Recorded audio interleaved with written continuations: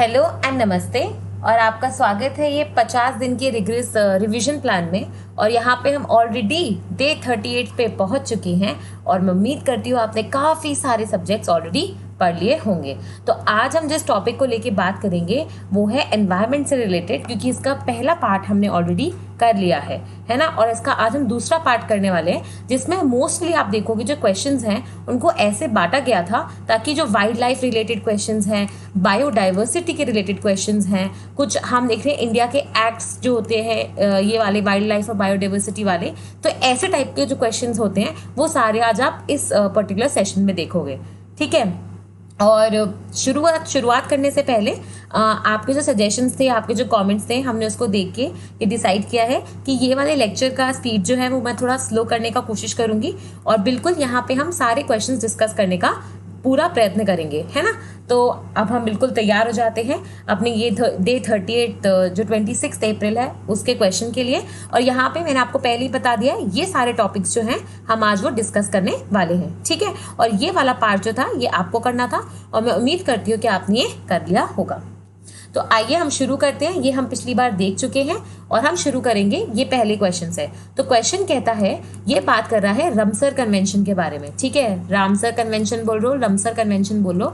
और मैंने आपको ये पहले भी बताया था कि रामसर कन्वेंशन जो है उसमें रामसर जो है बेसिकली एक ईरान में साइट है जो कि पर्शियन जो उनका कैस्पियन सी है वहाँ पे प्रेजेंट है। और जनरली पर्शिया लैंग्वेज में ये जो सर होता है ना, ये सार या सर, इसका मतलब होता है वाटर बॉडी से वो लगा हुआ कुछ चीज़। ठीक है, तो रामसर मतलब ऐसी सिटी जो उस पर्टिकुलर वाटर बॉडी के आसपास है। ठीक है, तो अब आप कभी मत भूलना रामसर कहाँ पे है, ईरान में। ठीक है, तो ये रामसर कन्वेंशन की 3 स्टेटमेंट दे रखी हैं, जिसमें पहली स्टेटमेंट में बोल रहे हैं कि रामसर कन्वेंशन में ये मैंडेटरी है कि गवर्नमेंट ऑफ इंडिया जो है वो प्रोटेक्ट करेगी और कंजर्व करेगी सारे वेटलैंड्स को। अभी जो मैं लाइन अंडरलाइन कर रही हूँ इसको देखते हुए चलना। ठीक है, दूसरा स्टेटमेंट क्या कहता है, जो हमारे यहाँ पे वेटलैंड रूल्स आए थे 2010 वाले वो सरकार ने बनाए हैं और ये रिकमेंडेशन हमें रामसर कन्वेंशन से मिला था। ठीक है, और तीसरा चीज़ जो है वो है वेटलैंड्स एंड रूल्स के बारे में। ये बेसिकली बोल रहे हैं कि हमें एनकम्पास करना होगा ड्रेनेज एरिया या कैचमेंट रीजन्स को और मतलब एज अ वेटलैंड्स। ठीक है, अब सबसे इंपॉर्टेंट बात क्या है, आपसे पूछा जा रहा है कौन से स्टेटमेंट्स करेक्ट हैं। और मैं आपको पहले भी बोल चुकी हूँ और एक बार फिर रिपीट कर रही हूँ, करेक्ट और इनकरेक्ट, नॉन करेक्ट, ये सारी चीज़ें आपको एक बार प्लीज़ इसको स्क्वायर बॉक्स में या डबल अंडरलाइन कर लेना ताकि आप ये भूलो ना कि आप आंसर किस चीज़ का मार्क कर रहे हो, है ना। तो इसमें जो आंसर है इसका आंसर होना चाहिए, क्या आंसर होना चाहिए आपके हिसाब से, इसको पॉज करके एक बार फिर आप आंसर डिसाइड करने का कोशिश करो, क्योंकि पिछले साल ही क्वेश्चन आया है। तो इसका आंसर है सी। ठीक है, अब क्यों है मैं आपको बताती हूँ, क्योंकि रामसर कन्वेंशन में अगर आपने पढ़ा भी होगा तो आपको पता होगा कि इंडिया में सिर्फ 37 साइट्स जो हैं वो रामसर के अंदर आती है, रामसर कन्वेंशन के अंदर आती है। ठीक है, इसका मतलब क्या है कि सारे वेटलैंड्स का प्रोटेक्शन ये नहीं करता। तो स्टेटमेंट 1 एलिमिनेट हो गया, तो इसका मतलब ए और डी जो थे वो वैसे ही एलिमिनेट हो गए। अब आपको चेक करना है स्टेटमेंट 2 सही है या नहीं। तो ये जो वेटलैंड्स रूल आए हैं हमारे, क्या ये रामसर कन्वेंशन ने आपको रिकमेंडेशन दिए थे? आंसर है नहीं, क्योंकि अगर रामसर कन्वेंशन आपको रिकमेंडेशन देता तो वो 37 साइट्स के लिए देता, वो सारे वेटलैंड्स के लिए क्यों देता? जब उसके साइट में है ही नहीं तो वो आपको रिकमेंडेशन क्यों देगा? तो इसलिए सेकंड स्टेटमेंट भी गलत है और ओनली आंसर है आपका थर्ड। ठीक है, तो यहाँ पे इसका थोड़ा सा एक्सप्लेनेशन दे रखा है और यहाँ पे ये भी बता रखा है कि रामसर कन्वेंशन को जब कोई कंट्री ज्वाइन करती है ना, इसका मतलब आप अग्री कर रहे हो कि आपके यहाँ पे कुछ इंपॉर्टेंट साइट्स हैं, कुछ वेटलैंड्स हैं जो आप प्रोटेक्ट करना चाहते हो। और वेटलैंड्स क्या होते हैं, एक छोटी सी चीज़ याद रखना, वेटलैंड्स अगर हम मेंस के आंसर में लिखेंगे तो हम लिखेंगे ये वो एरियाज हैं जो परमानेंटली या सेमी परमानेंटली वाटर से कवर्ड रहते हैं। मतलब इनमें हमेशा पानी थोड़ा पानी का आपको दिखेगा कि यहाँ पे पानी से लथपथ रहते हैं। और अगर इसका टेक्निकल डेफिनेशन में जाओगे जो रामसर में गिवन है या रामसर कन्वेंशन में गिवन है, वो कौन सी डेफिनेशन है, वहाँ पे बोलते हैं कि अगर लो टाइड लाइन से आपका 6 मीटर तक का पानी रहता है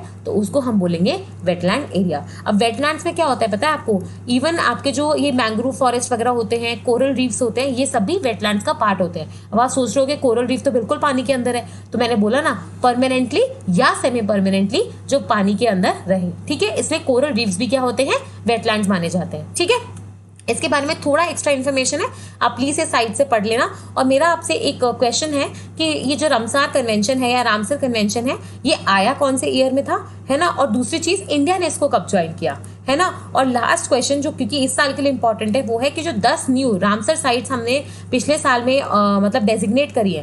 पहले हमारे पास 26 साइट्स थी, फिर हमने 1 ली और फिर हमने 10 ली। तो ये 10 जो नई साइट्स आई हैं ये, और ये जो एक नई साइट बीच में आई थी, ये 11 की 11 साइट्स आप मुझे कमेंट सेक्शन में लिख के बताने वाले हैं। अब हम चलते हैं अपने दूसरे क्वेश्चन की तरफ, लेकिन यहाँ पे हमने कोशिश करी है कि हम आपको रामसर जो कन्वेंशन के अंदर जितनी साइट्स हैं ये आपको हम यहाँ पे दे सकें। लेकिन इसके पहले कि आप क्वेश्चन पूछे, ये सिर्फ और सिर्फ 26 साइट्स हैं जो पहले एग्जिस्ट करती थी, क्योंकि 11 साइट्स बताना तो आपका होमवर्क है, ठीक है।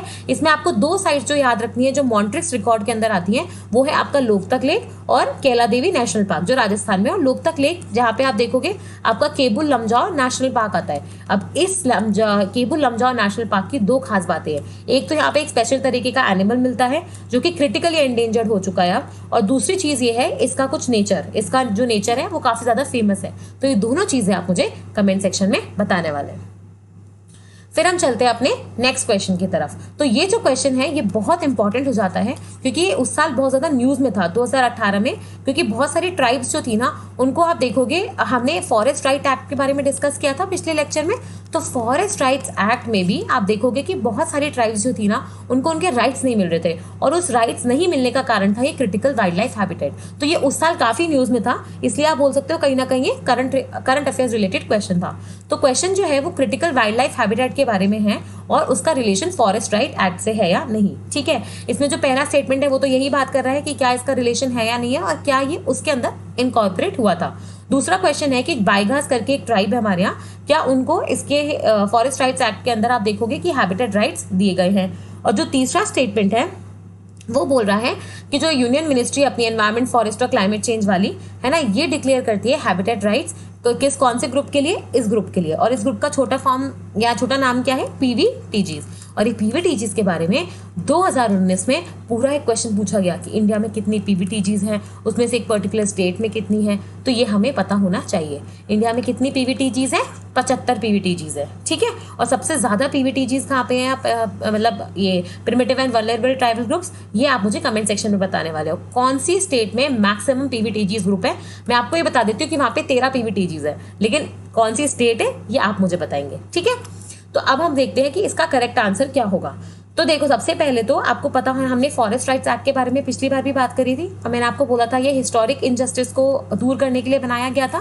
तो अब मुझे बताओ फॉरेस्ट राइट एक्ट क्या कर रहा है, लोगों को राइट्स दे रहा है कि आप किसी फॉरेस्ट के अंदर आप उसको यूज कर सकते हो, आप उसके कम्युनिटी के कुछ राइट्स दे रहे हो, इंडिविजुअली उसको कुछ राइट दे रहे हो, वहां पे प्रोटेक्शन के कुछ राइट्स दे रहे हो, ठीक है।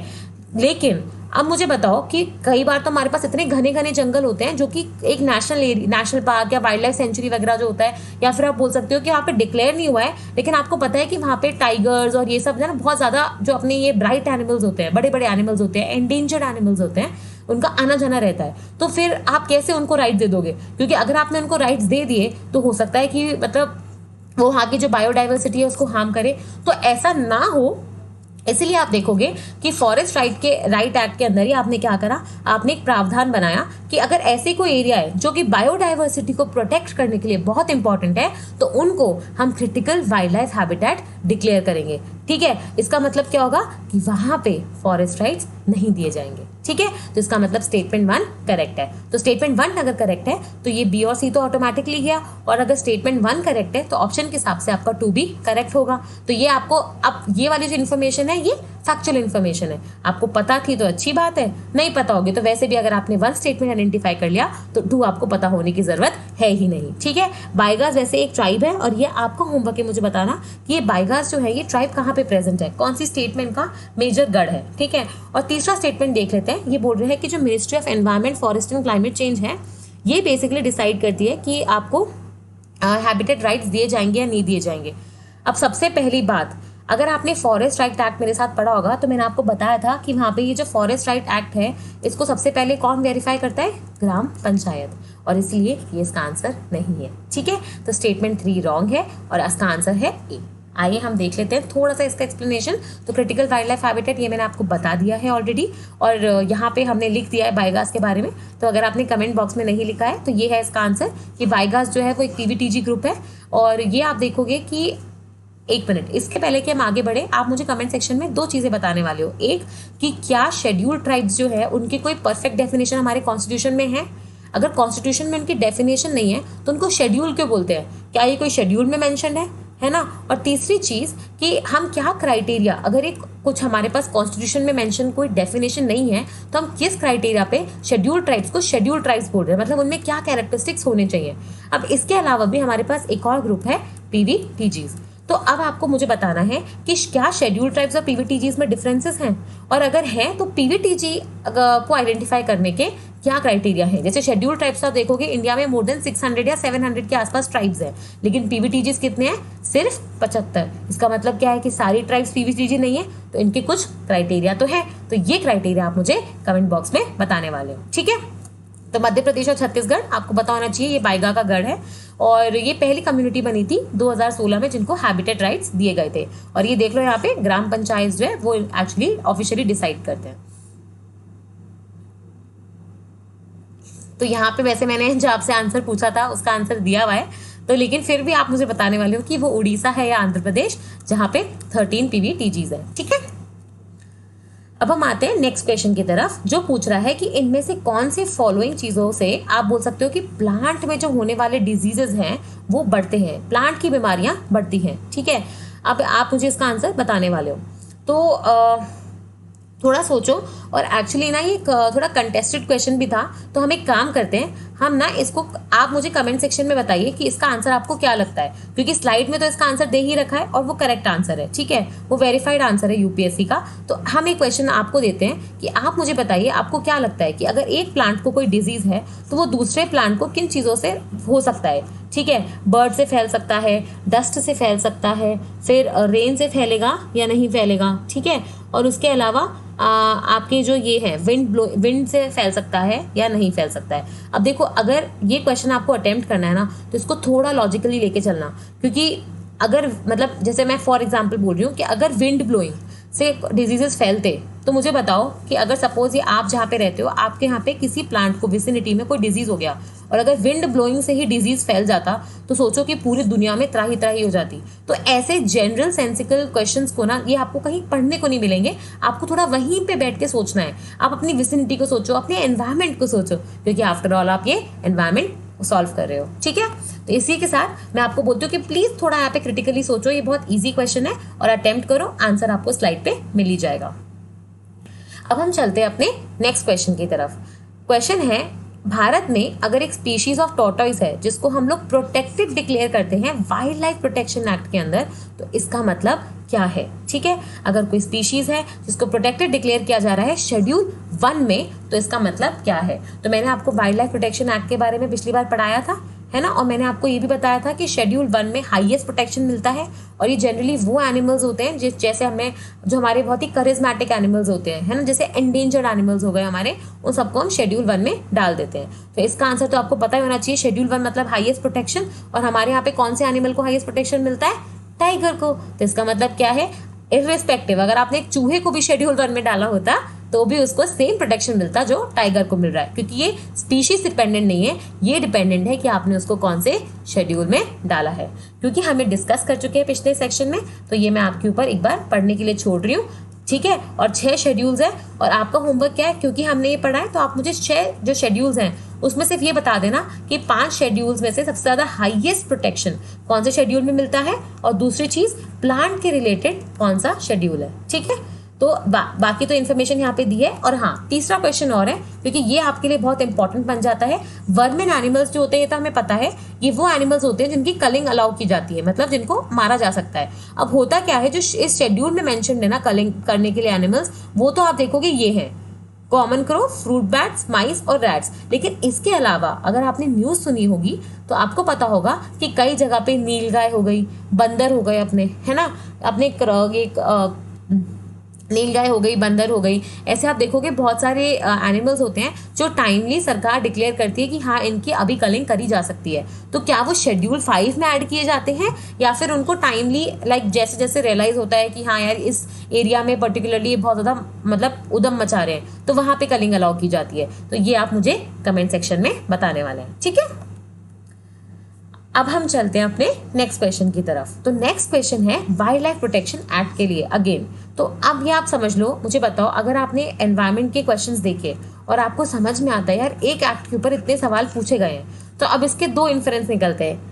एक, या तो इसमें से सारे क्वेश्चन पूछ लिए गए हैं और कुछ पूछने को बचा नहीं है, और दूसरी चीज कि ये एक्ट यूपीएससी का फेवरेट है। तो हम ये वाला जो पहला वाला सिनेरियो है ये नहीं लेके चलेंगे, क्योंकि यूपीएससी के पास क्वेश्चन पूछने की कमी नहीं है। तो हम क्या करेंगे, हम ये समझेंगे कि यूपीएससी को वाइल्ड लाइफ प्रोटेक्शन एक्ट से बड़ा प्यार है और इसलिए हम इसको और ढंग से प्रिपेयर करके जाएंगे। ठीक है, तो अब हम देखोगे ये क्वेश्चन भी वापस वाइल्ड लाइफ प्रोटेक्शन एक्ट के ऊपर ये पूछ रहा है कि कौन से एनिमल्स हैं जिनको हंट नहीं किया जा सकता एक्सेप्ट जब तक कि हमें लॉ कोई परमिशन ना दे। ठीक है, अब ये इनडायरेक्टली पता है यही पूछने का तरीका है कि कौन से एनिमल्स हमारे कोई शेड्यूल्स में मेंशन्ड है। ठीक है, क्योंकि अगर आपने उनको किसी शेड्यूल में डाल दिया वाइल्ड लाइफ प्रोटेक्शन एक्ट के, तो आप उनको हंट ही नहीं कर सकते अंटिल आपकी कुछ स्पेसिफिक कंडीशन मीट होती है। तो यहाँ पे मैं वो स्पेसिफिक कंडीशन एक बार बता देती हूँ, क्योंकि वो जनरली फॉरेस्ट्री ऑप्शन वाले लोग पढ़ते हैं, लेकिन हमें भी पढ़ लेना चाहिए। ठीक है, क्योंकि वो पूछा जा सकता है। तो शेड्यूल 1 जैसा मैंने आपको बताया था, ये हाईएस्ट प्रोटेक्शन देता है। तो इसके अंदर आप 2 या 3 सर्कमस्टांसेस में ही किलिंग कर सकते हो। पहला, जब आपको लगता है जो एनिमल है बेसिकली आप साइंटिफिक रीजंस मतलब आप ये बोल सकते हो कि वो जो है वो मैन ईटर कुछ मतलब मैन ईटर बन चुका है। जैसे आपने कई बार सुना होगा ना, एक टाइग्रेस थी महाराष्ट्र की, वो मतलब उसको एनिमल ब्लड चढ़ मतलब ह्यूमन ब्लड चढ़ गया था, तो अब उसको उसका टेस्ट आ गया था और वो जानबूझ के मैन हंटिंग कर रही थी। तो ऐसे वाले सिनेरियो में हो सकता है। या दूसरा उस सिनेरियो में हो सकता है जब है ना एनिमल ही इतना वीक हो गया हो कि उसका सर्वाइवल करना उसके लिए और ज्यादा पीड़ा का कारण बन जाएगा। तो वहां पे क्या होता है, ऑब्वियसली आपको चीफ वाइल्ड लाइफ वार्डन वगैरह जो होते हैं आपके एरिया के, उनकी परमिशन लगती है आपको, लेकिन इन सर्कमस्टांसेस में आपको अलाउड होता है। वैसे आप देखोगे शेड्यूल 2 में 2-3 चीजें और एडेड है, जैसे कि अगर एनिमल जो है आपके ह्यूमन का कुछ लॉस कर दे, उसके लाइवलीहुड का लॉस कर दे, मतलब सपोज एलिफेंट्स आके आपकी पूरी जो ये थी लाइवेस्ट आपने जो क्रॉप्स उगाई थी वो पूरी डिस्ट्रॉय कर दे, या फिर आपकी बिल्डिंग या प्रॉपर्टी को डिस्ट्रॉय कर दे। तो इन तीनों केसेस में भी आप देखोगे शेड्यूल 2 में बेसिकली कहीं ना कहीं आप देख सकते हो हंटिंग अलाउड होती है। लेकिन याद रखना, ऐसा नहीं है कि हथियार निकाल के चल दिए, है ना, परमिशन लगती है लॉ की बाकायदा। आप देखोगे जो वहाँ की फॉरेस्ट ऑफिसर होंगी उनकी परमिशन लगेगी, और अगर शेड्यूल 1 में है जो कि हाईएस्ट प्रोटेक्टेड है तो वहां आपको सीधा आपको चीफ वाइल्ड लाइफ वार्डन से ही परमिशन लेनी पड़ती है। और तीसरा पता है एक और केस है जो जनरली इंस्टीट्यूट बताते नहीं है, वो है सेल्फ डिफेंस का। ठीक है, अगर सपोज आप कहीं गए और आप पे एकदम से अटैक कर दिया किसी एनिमल ने और आपके पास बंदूक थी, फॉर एग्जांपल मान के चलते हैं आपके पास बंदूक थी या नाइफ था या कुछ था, और आपने अपने सेल्फ डिफेंस में उस एनिमल का किल किया, तो ये जस्टिफाइड है। लेकिन ये आपको प्रूव करना पड़ेगा कि आपने सेल्फ डिफेंस में किया। और जनरली जो पहला क्वेश्चन आपसे पूछा जाएगा वो ये होगा कि जंगल में आप हथियार लेके घूम क्यों रहे थे। तो फिर तो आप पे डायरेक्टली अज्यूम ही कर लिया गया ना कि आप वहाँ पे सही इंटेंशन से आए नहीं थे। ठीक है, उम्मीद करती हूँ थोड़ी एक्स्ट्रा इन्फॉर्मेशन आपको काम आएगी। हो सकता है इस साल पूछ रहे क्योंकि ये पूछी भी नहीं गई है। तो अब हम इस क्वेश्चन का आंसर देखते हैं।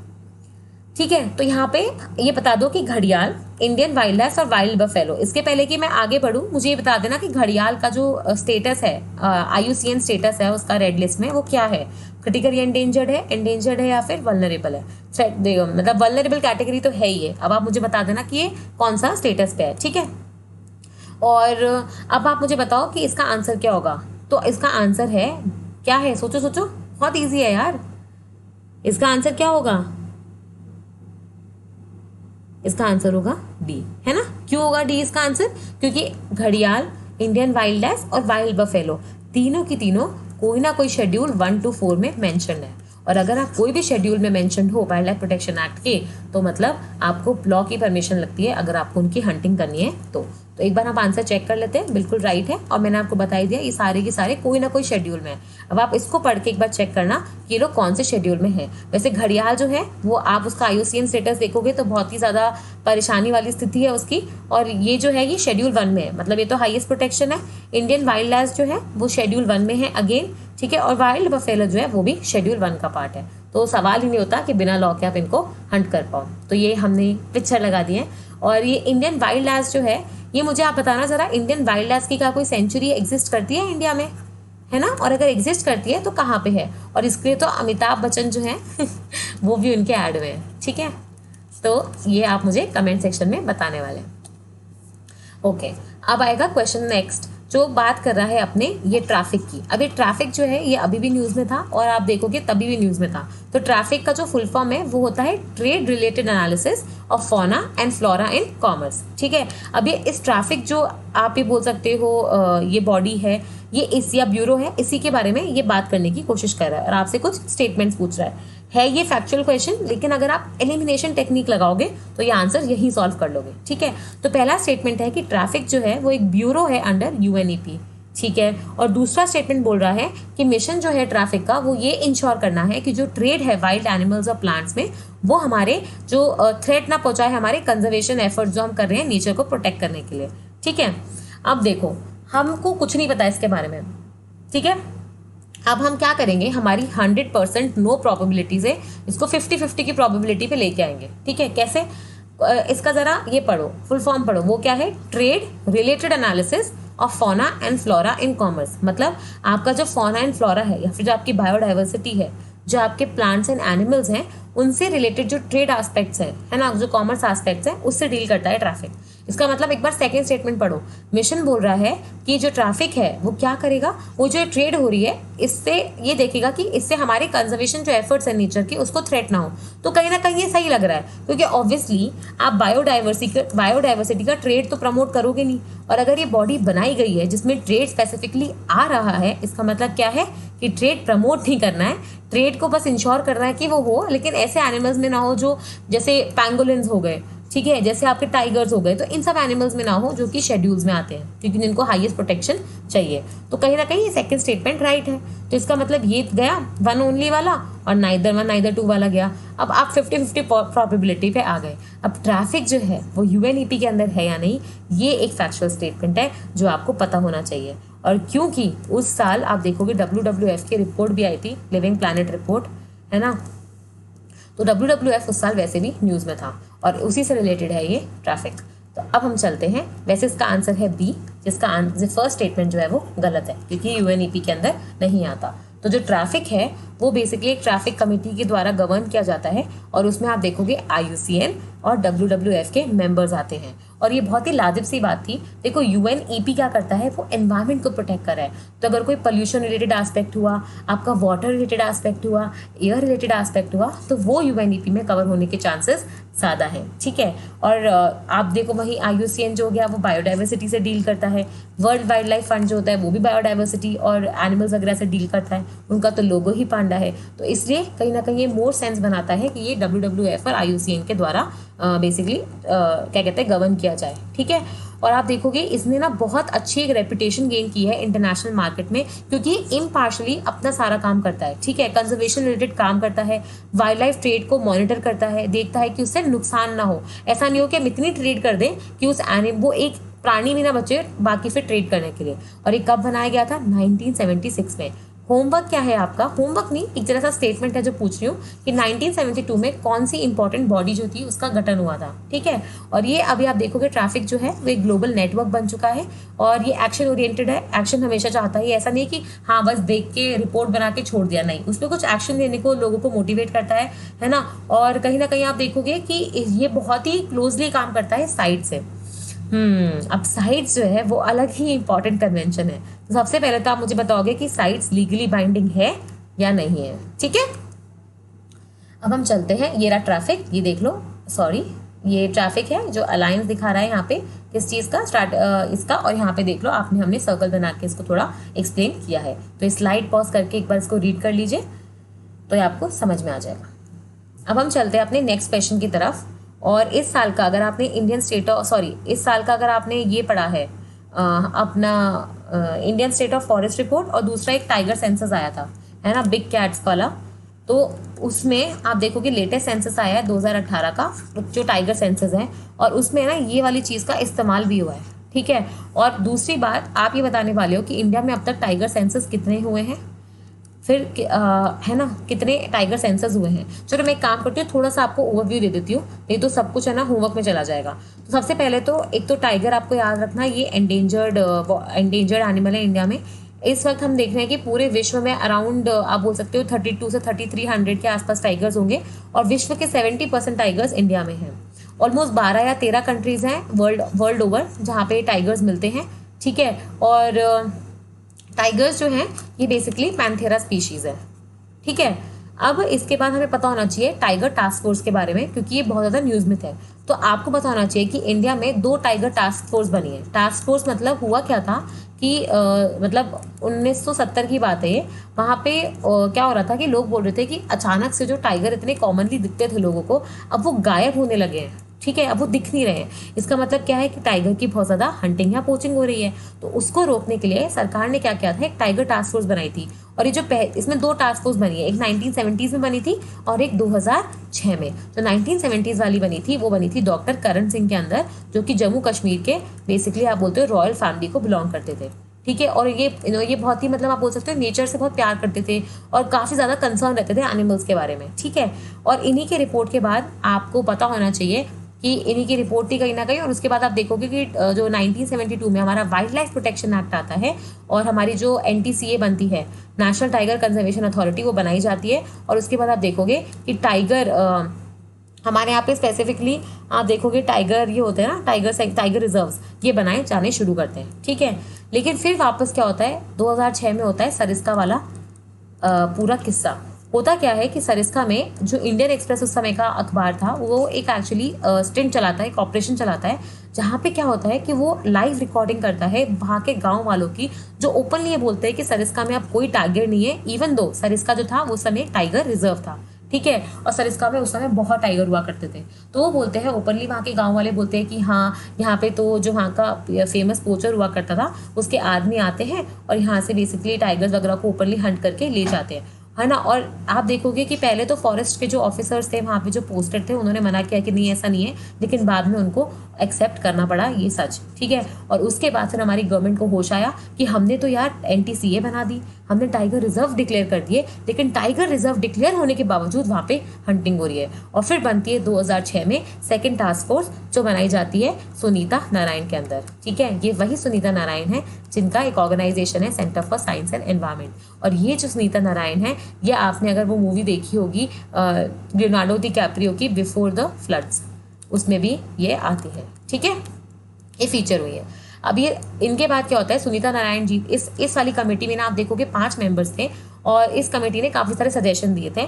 और इस कमेटी में ही आप देखोगे एक बहुत ही फेमस व्यक्ति भी थे जिनका नाम है वाल्मीकि थापर, ठीक है, जिनकी आपने बहुत सारी बुक्स पढ़ी होंगी क्योंकि वो कंजर्वेशन पे काफ़ी सारी बुक्स लिखते हैं। अब इस कमेटी के बाद ही आप देखोगे NTCA एज अ बॉडी जो पहले ही एस्टैब्लिश हो चुकी थी, उसको अब फाइनली क्या मिलता है, उसको मिलता है लेजिस्लेटिव बॉडी का दर्जा, उसको दे जाती है मोर पावर्स। और फाइनली उस बॉडी को वाइल्ड लाइफ प्रोटेक्शन एक्ट 1972 के अंदर उसको आप बोल सकते हो एक बॉडी बना लिया गया और अब उसको लेजिस्लेटिव पावर्स दे दी गई और टाइगर रिजर्व में भी ज़्यादा से ज़्यादा शक्ति दे दी गई, ठीक है।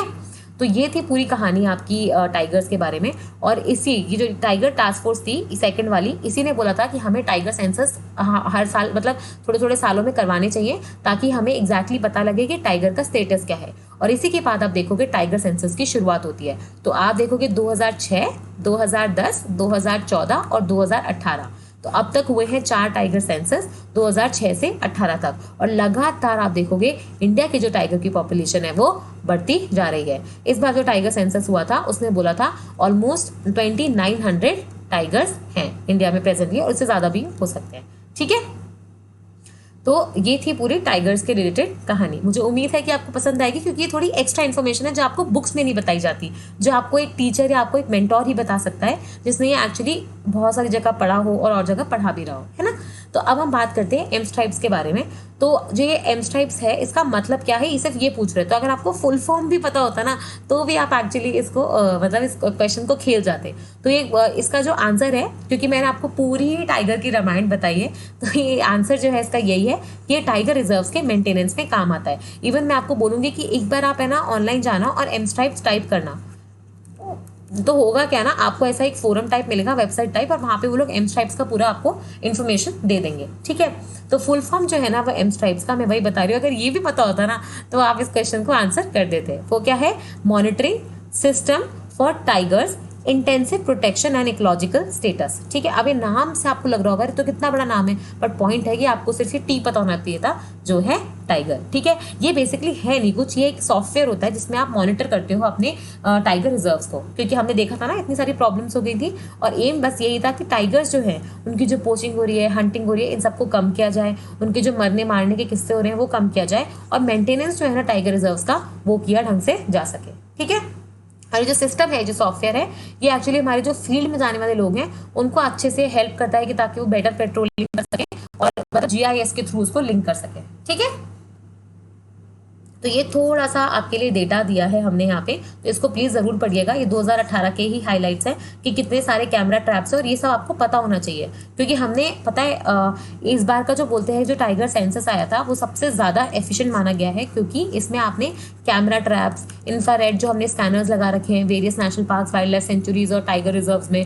इसके अलावा आप देखोगे हमने फोटोज लिए हैं, और उसके अलावा जो हमारा एम स्ट्राइप्स था वो तो हमने यूज़ किया ही है, और इसके अलावा हमने सैटेलाइट डेटा यूज़ किया है, और इसके अलावा हमने यहाँ पे जो अपना फीकल मैटर जो हम करते आए हैं, पग मार्क्स वगैरह करते आए हैं, उनको बेसिकली इन सब डेटा से वेरीफाई किया है। तो ऑलमोस्ट ऐसा बोला जाता है कि 70% जो टाइगर के जो अडल्ट टाइगर्स थे उनके हमारे पास फोटो भी हैं। इसका मतलब है कि टाइगर सेंसस काफ़ी एक्यूरेट है। ठीक है, तो ये आपको पता होना चाहिए कि नंबर जो थे 1400 से इंक्रीज होके 2226, और आप देखोगे यहाँ पे 2018 का यहाँ पे आई थिंक नंबर नहीं दिया हुआ है, तो ये आप देख लेना ये थोड़ा ज़्यादा हो चुका है। तो ये आप मुझे कमेंट सेक्शन में बताने वाले हो कि 2018 में कितने टाइगर्स निकल के आए।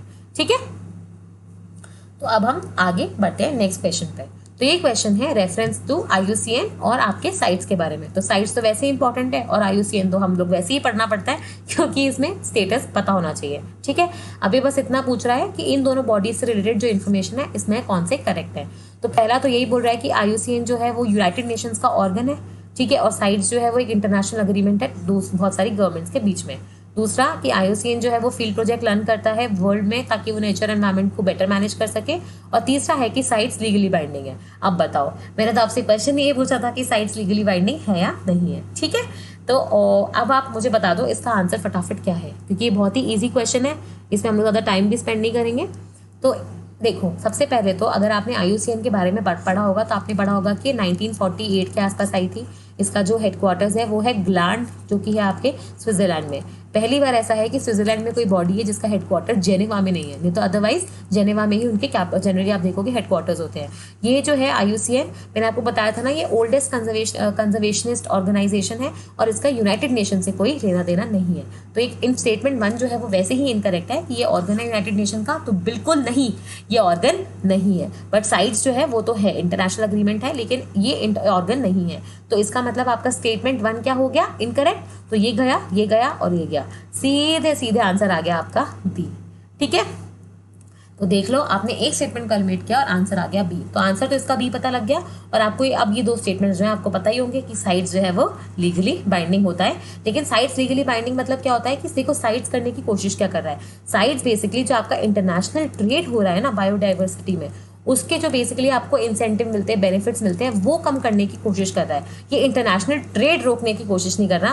मैं रिपीट कर रही हूँ, ये पूछा जा चुका है स्टेट एग्जामिनेशंस में, लेकिन UPSC में नहीं पूछा है, तो पूछे जाने की संभावना काफ़ी है। साइट्स जो है इंटरनेशनल ट्रेड को रोकता है नहीं, साइट्स जो है वो इंटरनेशनल ट्रेड से मिलने वाले बेनिफिट्स को कम करने की कोशिश करता है, ताकि जो इंसेंटिव है इंटरनेशनल ट्रेड करने का आपका ये फ्लोरा और फौना में, वो वैसे ही कम हो जाए। ठीक है, और दूसरी चीज़ मैंने आपको बताया था कि साइट्स लीगली बाइंडिंग है, मतलब अगर इंडिया ने इसको साइन किया है, चलो आपका क्वेश्चन है कि क्या इंडिया ने साइट साइन किया है ना। तो अगर आपने ये साइन किया है तो इसका मतलब क्या है कि मतलब आपने जो भी बोला है कि हाँ आप इंटरनेशनल ट्रेड का ध्यान रखोगे, वो सब आपको फॉलो करना पड़ेगा, क्योंकि ये लीगली बाइंडिंग है। लेकिन साइट्स क्या कोई लॉ इम्प्लीमेंट करेगा आपकी कंट्री में? आंसर है नहीं। आपके नेशनल लॉ आपको खुद बनाने पड़ेंगे, ताकि आप साइट्स का जो अग्रीमेंट साइन करके आए हो उसको फुलफिल कर सको। ठीक है, अब एक क्वेश्चन आपको जो आंसर करना है वो ये है कि साइट्स में कितने शेड्यूल्स हैं। ठीक है, कितने शेड्यूल्स हैं, और जो बेसिक जिसमें कंट्रीज डिवाइडेड रहती है। ठीक है, तो यहाँ पे थोड़ी इन्फॉर्मेशन है IUCN और साइट्स के बारे में जो मैंने आपको ऑलरेडी बता दी है, तो एक बार आप इसको चेक करना। और यहाँ पे बेसिकली हमने थोड़ी बॉडीज़ ली हैं और ये बताने की कोशिश करी है कि उनके हेडक्वार्टर्स वगैरह कहाँ पे हैं। और ये सबसे इम्पॉर्टेंट मैप है है ना, अगर देखा जाए तो। क्योंकि देख लो ये ना एक्चुअली यूपीएससी में क्या हो रहा है, प्रीलिम्स का थोड़ा पैटर्न बदल चुका है। और अब आजकल ना वो ऐसे क्या कर रहे हैं, 2 स्टेटमेंट तो देंगे आपको एनालिसिस वाले और 1 स्टेटमेंट देंगे आपको फैक्चुअल। तो आपको फैक्चुअल इन्फॉर्मेशन पता होनी चाहिए। जैसे आपको पता होना चाहिए कि वर्ल्ड बैंक जो है वो ब्रिटेन में इंस्टीट्यूशन है और उसका हेडक्वार्टर कहाँ पे है, यूएसए। इंटरपोल तो आपने सुना ही होगा क्योंकि उसके नोटिस निकलते हैं, और अभी तो हम देख रहे हैं कि 2-3 नोटिस भी निकले थे। अब मुझे ये भी बता देना जरा किसके खिलाफ नोटिस निकाला था। तो इंटरपोल जो है वो बेसिकली फ्रांस में है, उसका सेक्रेटेरिएट, है ना। वैसे ही आपको यहाँ पे एक और बॉडी है जिसका नायरोबी और केनिया में होना चाहिए, जो यहाँ पे मेंशन्ड है या नहीं है। हाँ, केनिया में है। देखो केनिया में बहुत सारे ऑफिसेज है, ये आपको पता होने चाहिए, ठीक है। तो ये सब कुछ इन्फॉर्मेशन है, ये प्लीज़ एक बार पॉज करके देखना ज़रूर और कोशिश करना कि आपको सब याद आ जाए। अब हम चलते हैं अपने नेक्स्ट क्वेश्चन की तरफ, जो है बेसिकली किसके बारे में, बर्ड लाइफ इंटरनेशनल के बारे में। तो बर्ड लाइफ इंटरनेशनल एक ऑर्गेनाइजेशन है और इसके बारे में हमें 3 स्टेटमेंट दिए गए हैं और हमसे पूछा क्या जा रहा है करेक्ट आंसर। तो पहला तो ये बोल रहे हैं कि ये ग्लोबल पार्टनरशिप है कंजर्वेशन ऑर्गेनाइजेशन की। दूसरा कि ये बायोडाइवर्सिटी हॉटस्पॉट्स का कंसेप्ट उसका है। और तीसरा कि ये important bird and biodiversity areas को आइडेंटिफाई करता है।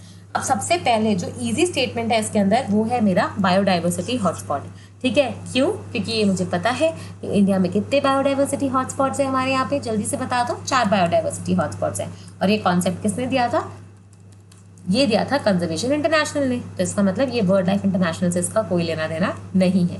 तो इसका मतलब स्टेटमेंट 2 रॉन्ग है। तो डायरेक्टली आपका बी और डी तो आउट ऑफ क्वेश्चन। इसका मतलब स्टेटमेंट 1 तो करेक्ट है। तो अगर आपको ये नहीं पता कि बर्ड लाइफ इंटरनेशनल में एक ऑर्गेनाइजेशन नहीं बल्कि बहुत सारी कंजर्वेशन ऑर्गेनाइजेशंस मिलकर पार्टिसिपेट करती है, तो वो अब आपको पता लग गया। अब आती है बात क्वेश्चन नंबर 3 की। तो ये जो है ये तो देखो मुझे वाजिब सी बात लग रही है कि बर्ड लाइफ इंटरनेशनल है, तो इसका मतलब इसका कोई ना कोई रिलेशन बर्ड से तो है ही।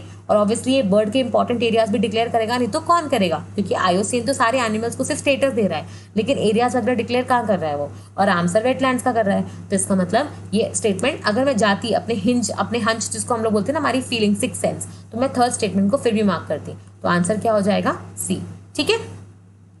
तो अब आप देखोगे कि जो बर्ड लाइफ इंटरनेशनल है वो तो आपको पता ही है कि ग्लोबल पार्टनरशिप है बहुत सारे ऑर्गेनाइजेशंस की, और उनका काम ही यही है कि वो लोग बर्ड्स वगैरह को प्रोटेक्ट कर सके, ठीक है। और ये वर्ल्ड की लार्जेस्ट पार्टनरशिप है जिसमें ऑलमोस्ट 120 ऑर्गेनाइजेशंस पार्टिसिपेट करती है। अब आपका होमवर्क ये है मुझे बताना कि क्या इंडिया में भी कोई important bird and biodiversity areas declare हुए हैं, है ना। और इसमें एक मुझे ज़रूर बताना कि हुए सलीम अली, ठीक है, और इनका क्या रिलेशन है हमारे बर्ड से, ठीक है। क्योंकि इनको ऑनर करने के लिए आप देखोगे सलीम अली बर्ड सेंचुरी बनाई गई है, सलीम अली नेशनल पार्क भी है, वाइल्ड लाइफ सेंचुरी भी है ना। तो सलीम अली कौन थे, डॉक्टर सलीम अली या सलीम अली। तो ये important bird and biodiversity areas मतलब ये वो इंपॉर्टेंट एरियाज हैं जहाँ पे आप देखोगे बहुत सारी बर्ड की पॉपुलेशंस आपको मिल जाएंगी, और बहुत सारी ऐसी पॉपुलेशन मिलेंगी बर्ड्स की जो आपको और कहीं नहीं मिल सकती, ठीक है। और ये कंजर्वेशन इंटरनेशनल मैंने आपको बताया था बायोडाइवर्सिटी हॉटस्पॉट, और उसके फाउंडर कौन थे, नॉर्मन मायर्स, ठीक है। तो हाँ, इसके पहले हम आगे बढ़े, जरा मुझे बताना कि इंडिया में बायोडाइवर्सिटी हॉटस्पॉट्स जो है वो कौन से हैं। तो मैंने आपको बताया कि 4 हैं, तो ये 4 कौन कौन से हैं ये आपको पता होने चाहिए, ठीक है। तो अब ये वाला डेटा है ये आपका Indian state of forest report से लिया हुआ डेटा है, जो हम अभी नेक्स्ट क्वेश्चन के बाद करने वाले हैं, ठीक है। ये जो डेटा है एक्चुअली इसलिए प्रेजेंट किया गया है क्योंकि आप देखोगे कि Indian state of forest report की न्यू रिपोर्ट आई है ना। ये 2019 की रिपोर्ट है, और मैं आपसे रिक्वेस्ट कर रही हूँ क्योंकि ये लास्ट टाइम आई थी 2017 में, और ये होती है एक by annual report. By annual मतलब क्या होता है, जो 2 साल में एक बार आए, ठीक है। तो ये 2019 में इसका डेटा है, और सबसे पहले तो आपको पता होना चाहिए कि इस रिपोर्ट में पहली बार क्या क्या इंक्लूड हुआ है। दूसरी चीज़ कि इंडिया का फॉरेस्ट कवर कितना बड़ा है और कौन से सेक्टर में बड़ा है, मॉडरेटली डेंस, वेरी डेंस या ओपन फॉरेस्ट, ठीक है। तीसरी चीज़ क्या आपको पता होनी चाहिए कि कौन सी स्टेट है जिनका हाईएस्ट प्रपोर्शन है फॉरेस्ट का उनके एरिया के रिलेटेड, और वैसे जिनका सबसे ज़्यादा हाईएस्ट एरिया है फॉरेस्ट में, इर्रिस्पेक्टिव कि वो छोटी है या बड़ी। तो ये चारों डेटा जो है आपको पता होने चाहिए। अगर पता है तो मतलब मैं आपका शुक्रिया अदा करती हूँ, और ये भी बोलूँगी कि आप प्लीज़ इसको कमेंट सेक्शन में लिख दो ताकि आपके जो फेलो साथी हैं उन सबको भी इन्फॉर्मेशन पता लग जाए। अगर नहीं पता है तो Indian state of forest report आपको वैसे भी डाउनलोड करनी है, ये बहुत बहुत इंपॉर्टेंट पीस ऑफ इन्फॉर्मेशन। अब हम चलते हैं अपने नेक्स्ट क्वेश्चन की तरफ, जो कि बात करता है सीड विलेज कॉन्सेप्ट की। और आपको अगर पता हो तो सीड विलेज जो था वो अभी न्यूज़ में भी था, है ना। इसको किसी मिनिस्टर ने, आप देखोगे मिनिस्टर ऑफ एग्रीकल्चर जो है हमारे, कौन है हमारे मिनिस्टर ऑफ एग्रीकल्चर, ज़रा कमेंट सेक्शन में बताना। तो आपको पता होगा कि उन्होंने बोला भी था सीड विलेज कॉन्सेप्ट के बारे में, है ना, उनके एक भाषण में। तो सीड विलेज कॉन्सेप्ट के बारे में ये पूछ रहा है। तो अब मुझे बताओ हमें क्या करते हैं, हम ये स्टेटमेंट एक बार पढ़ के देखते हैं और चेक करते हैं कि ये क्या हो सकता है। तो देखो ये बोल रहा है कि ये फार्मर्स को एनकरेज करता है कि वो खुद के फार्म के सीड्स को यूज़ करें और बाहर से सीड्स ना खरीदें। थोड़ा विचित्र सा स्टेटमेंट है, क्योंकि ज़रूरी तो नहीं है ना हर फार्मर हम देख रहे हैं अपनी सीड बनाएगा, तो ये तो थोड़ा अजीब सा लग रहा है। दूसरा है, ये फार्मर को बोलता है कि आप ट्रेनिंग देते हो उनको कि कैसे वो लोग क्वालिटी सीड को प्रोड्यूस कर सकते हैं और फिर क्वालिटी सीड्स को दूसरे लोगों को भी दे सकते हैं एक अफोर्डेबल कॉस्ट और टाइम में। ठीक है। तीसरा स्टेटमेंट है, ये कुछ विलेजेस को मार्क कर देगा जो सिर्फ जो वही विलेजेस सिर्फ सर्टिफाइड सीड्स प्रोड्यूस करेंगे हैं, तो बाकी विलेजेस क्या करेंगे। और फिर डी है कि आइडेंटिफाई करता है कुछ एंटरप्रेन्योर्स को विलेज में, कुछ ऐसे लोग जो स्टार्टअप वगैरह कर सकते हैं ताकि वो लोग फाइनेंस वगैरह दे सके सीड कंपनी को। भाई मोनसांटो सीड कंपनी है, वो 50 स्टार्टअप्स चालू कर सकती है, आप क्या उसको पैसा दोगे, है ना। तो डी और ए तो अब्रप्टली रॉन्ग है। अब बी और सी में डाउट है, तो मुझे बताओ कि आप ऐसा कैसे बोल सकते हो कि यार यही विलेज जो है वो सर्टिफाइड सीड प्रोड्यूस करेगा। ऐसा नहीं हो सकता जनरली। तो आंसर इसका बी है, और ये आपको पता भी होना चाहिए। ठीक है। सीड विलेज जो है बेसिकली है, ये वो विलेज होता है जहाँ पे आप फार्मर्स को ट्रेन करते हो ताकि वो जो सीड्स हैं, देखो एक्चुअली इंडिया में प्रॉब्लम क्या है ना, हमारे यहाँ पे एक तो सर्टिफाइड सीड्स जो यूज़ होती है वो बहुत कम होती है। अराउंड आप देखोगे 10% से भी कम है हमारा सर्टिफाइड सीड्स का यूजेज। मतलब अगर आपके पास एक ज़मीन है उसमें आप 100 सीड्स उगाते हो, सपोज आपने मस्टर्ड सीड्स दिए, तो आपने 100 मस्टर्ड के सीड्स डाले ताकि आपको 100 प्लांट मिले। तो इन 100 में से हार्डली शायद 10 प्लांट्स ऐसे होंगे जिनके सीड्स आपने मार्केट से, जो सर्टिफाइड सीड्स होते हैं ना कि हाँ ये अच्छी क्रॉप देंगे, इस लेवल का क्वालिटी होगा, वो होंगे। बाकी सारे आपके होम ग्रोन है, इधर उधर से लिए हुए सीड्स होंगे। ठीक है। तो इससे आपकी प्रोडक्टिविटी और ईल्ड भी कम आएगी, है ना।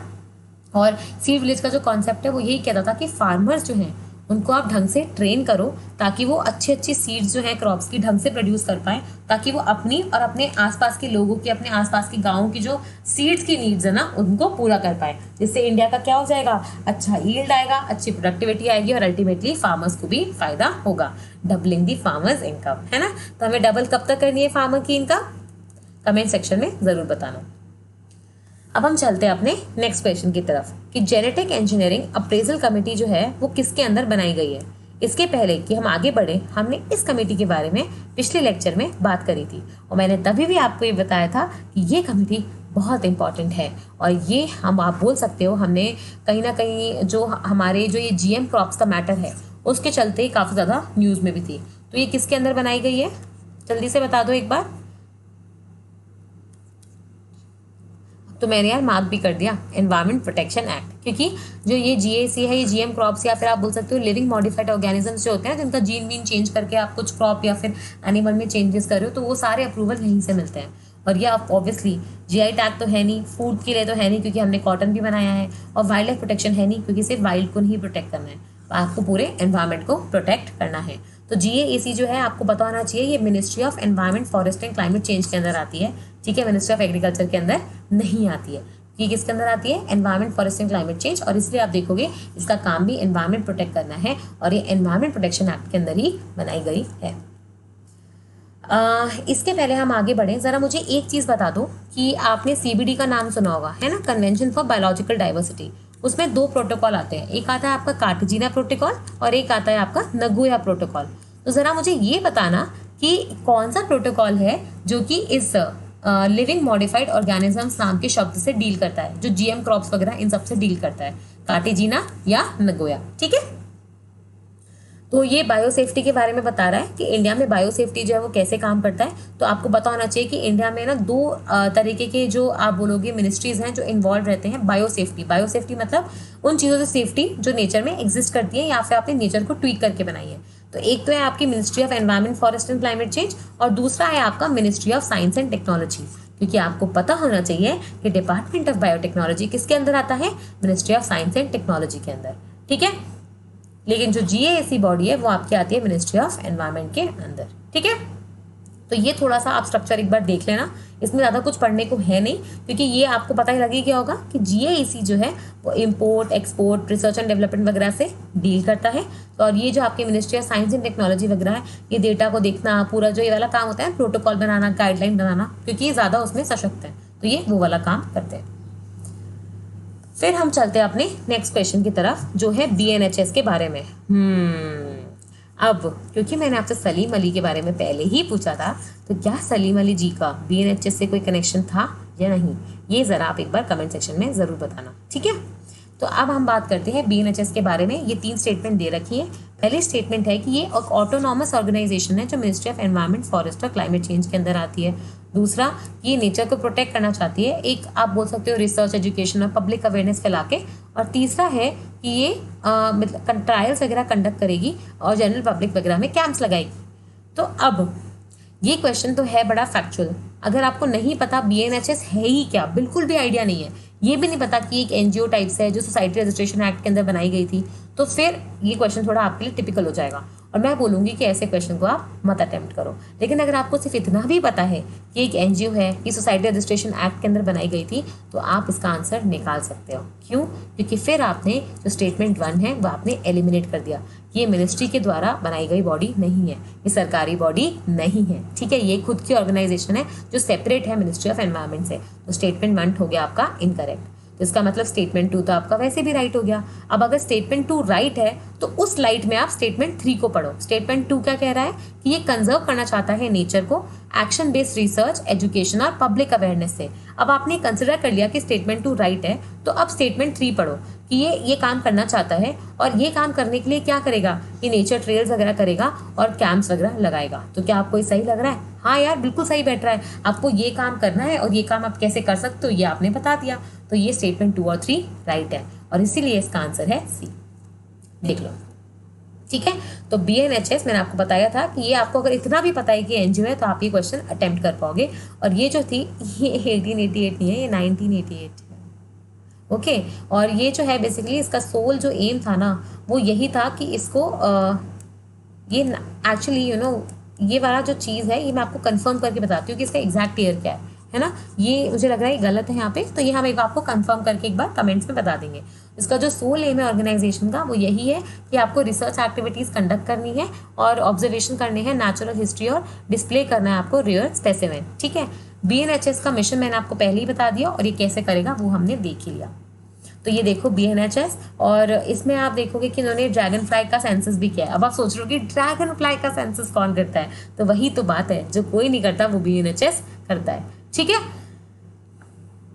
अब हम चलते हैं अपने नेक्स्ट क्वेश्चन की तरफ, जो बात करता है कि ये 3 स्टेटमेंट्स हैं और इसमें से कौन सा करेक्ट है। अब इसमें आप देखोगे 3 बॉडीज के बारे में बात हुई है और वो है, एक तो है animal welfare board of India, दूसरा है नेशनल टाइगर कंजर्वेशन अथॉरिटी जिसके बारे में हम NTCA बोलते हैं, जिसके बारे में हमने बहुत एक्सटेंसिवली डिस्कस किया था, और तीसरा है national Ganga river basin authority, ठीक है, जिसके बारे में हम अपने पुराने लेक्चर में पढ़ चुके हैं। तो इसका मतलब आपको ये क्वेश्चन आना चाहिए। अब आप डायरेक्टली क्या करो, NTCA से शुरू करो क्योंकि ये हमने भी पढ़ा था। तो ये क्या बोल रहा है सेकंड स्टेटमेंट कि NTCA जो है वो एक स्टैट्यूटरी बॉडी है। अब ये तो सही है ना, मैंने आपको बताया था कि 2006 में उसको एक स्टैट्यूटरी स्टेटस दे दिया गया था, लेजिस्लेशन वाला स्टेटस दे दिया गया था। इसका मतलब स्टेटमेंट 2 तो करेक्ट है। तो ये 8 तो आपका ऑप्शन गया। अब ये 2 तो राइट है। अब थर्ड स्टेटमेंट को देखो, क्योंकि हमने पहले पढ़ा हुआ है कि national Ganga river basin authority किसके द्वारा चेयर की जाती है, प्राइम मिनिस्टर के द्वारा। बताओ ये स्टेटमेंट सही है या नहीं है? आंसर है सही है, क्योंकि हमने पढ़ा था ना ये किसको प्राइम मिनिस्टर हेड करते हैं। तो स्टेटमेंट 3 भी करेक्ट है, तो इसका मतलब ये सी भी गया। अब आपको सिर्फ स्टेटमेंट 1 चेक करना है कि ये करेक्ट है या नहीं है। Animal welfare board of India environment protection act के अंदर बनाया गया है। अब ये मुझे बता दो कि ये सही है या नहीं है। अगर आपने भरतनाट्यम पढ़ा है अपने आर्ट एंड कल्चर के कोर्स में, तो आपने वहाँ पे एक बहुत ही फेमस नाम पढ़ा होगा, रुक्मणी देवी अरुणडेल का। और वो जो बंदी हैं, वो जो मैम है, वो एसोसिएटेड थी इस animal welfare board of India से भी। वो बेसिकली इसकी आप कहीं ना कहीं आप बोल सकते हो कि इसकी पहली चेयरपर्सन टाइप थी, और वो बहुत ही उन्होंने स्ट्रॉन्ग वॉइस रखी थी कि हमें एक ऐसा बोर्ड चाहिए, ठीक है। तो इसमें आप देखोगे स्टेटमेंट 1 जो है ये एक्चुअली इसका आंसर नहीं है, क्योंकि एनवायरमेंट प्रोटेक्शन एक्ट के अंदर ये नहीं बनाई गई है। देखो, जब भी आपको कन्फ्यूजन होना तो याद रखना कि वाइल्ड लाइफ वाली जो चीज़ें हैं ना, वो जनरली एनवायरमेंट प्रोटेक्शन एक्ट के अंदर नहीं आती है। वो मोस्टली मतलब कोई और एक्ट के अंदर आप डिफाइन करोगे, लेकिन वाइल्ड लाइफ जैसे आपके हो जाएगा ना, वाइल्ड लाइफ प्रोटेक्शन एक्ट और ये सब, इनके अंदर आप देखोगे जनरली ये डिफाइन करी जाएंगी। तो स्टेटमेंट 1 है आपका इनकरेक्ट और करेक्ट आंसर है बी, ठीक है।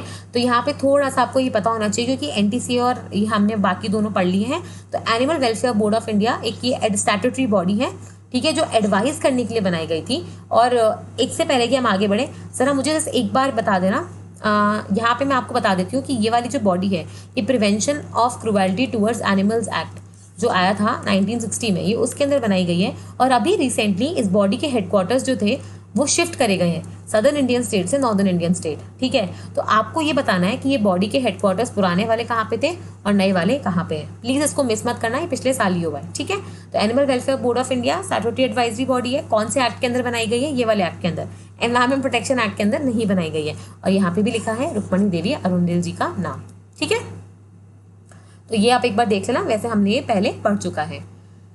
ये है उनकी फ़ोटो और ये है हमारा टाइगर लैंडस्केप ऑफ इंडिया। तो ये अगर आप टाइगर सेंसस अगर आप डाउनलोड करोगे तो वो आपको बताएगा कि इंडिया में मेजरली 4 या 5 ब्रॉड एरियाज हैं जहाँ पे आपको टाइगर की पॉपुलेशन देखने को मिलती है। जैसे एक वेस्टर्न घाट्स वाला एरिया हो गया, एक ये शिवालिक वाला एरिया हो गया, एक नॉर्थ ईस्टर्न ये वाला रीजन हो जाएगा, एक आप ये देखोगे सुंदरबंस का उन्होंने अलग से क्लासीफाई किया क्योंकि यहाँ पे आपको तैरते हुए टाइगर्स मिलते हैं, Bengal tigers which can swim, और एक आपका ये बीच वाला एरिया। ठीक है, तो ऐसे करके उन्होंने डिवाइड किया है। तो एक बार आप ये जरूर देखना कि वहाँ पे कितने लैंडस्केप में इसको डिवाइड किया गया है। ठीक है, अब हम चलते हैं अपने नेक्स्ट क्वेश्चन की तरफ जो कि बात करता है मॉन्ट्रेक्स रिकॉर्ड के बारे में। ओ माय गॉड, कितना इंटरेस्टिंग है। हम जो पढ़ते हैं वही आप देखते हो कि नेक्स्ट स्लाइड में पूछ लिया जाता है। तो ये बात कर रहा है मॉन्ट्रेक्स रिकॉर्ड के बारे में और हमें पता है कि मॉन्ट्रेक्स रिकॉर्ड किसके अंदर था? रामसर कन्वेंशन के अंदर। हम देखा था ना। और 2 साइट्स कौन सी थी? फटाफट बता दो मॉन्ट्रेक्स रिकॉर्ड के अंदर, कमेंट सेक्शन में लिख के बताओ। अब ये पूछ रहा है कि ये जो मॉन्ट्रेक्स रिकॉर्ड है ये बात करता है वेटलैंड्स ऑफ इंटरनेशनल इंपॉर्टेंस के बारे में। तो इसका मतलब क्या है कि मॉन्ट्रेक्स रिकॉर्ड में हम चीज़ों को क्यों डाल रहे हैं? क्या रामसर कन्वेंशन इनफ नहीं है? तो ये आप मुझे बताओ कि ये क्या कह रहा है। तो हम एक बार स्टेटमेंट देख लेते हैं। तो स्टेटमेंट ये कह रहा है कि वहाँ पे कुछ ऐसे चेंजेस हुए हैं या होने वाले हैं जिससे वेटलैंड्स में ह्यूमन इंटरफेरेंस की वजह से। बी बोलता है कि कंट्री जहाँ पे वेटलैंड लोकेटेड है वो बेसिकली उसको लॉ बनाना पड़ेगा ताकि वो ह्यूमन एक्टिविटी को प्रोहिबिट कर सके 5 किलोमीटर के एरिया में। अच्छा, फिर तीसरा स्टेटमेंट है कि सर्वाइवल जो है वेटलैंड्स का वो डिपेंड करता है कम्युनिटीज़ की जो उनकी प्रैक्टिसेस हैं वगैरह उन सब से, तो वहाँ की कल्चरल डाइवर्सिटी को मेंटेन करना है। और चौथा है कि इसको वर्ल्ड हेरिटेज साइट का स्टेटस दिया जाएगा। अब सबसे पहले तो आपको पता होना चाहिए कि वर्ल्ड हेरिटेज साइट्स जो है वो कौन डिक्लेयर करता है? यूनेस्को। और मॉन्ट्रेक्स रिकॉर्ड कौन डिक्लेयर कर रहा है? Ramsar convention.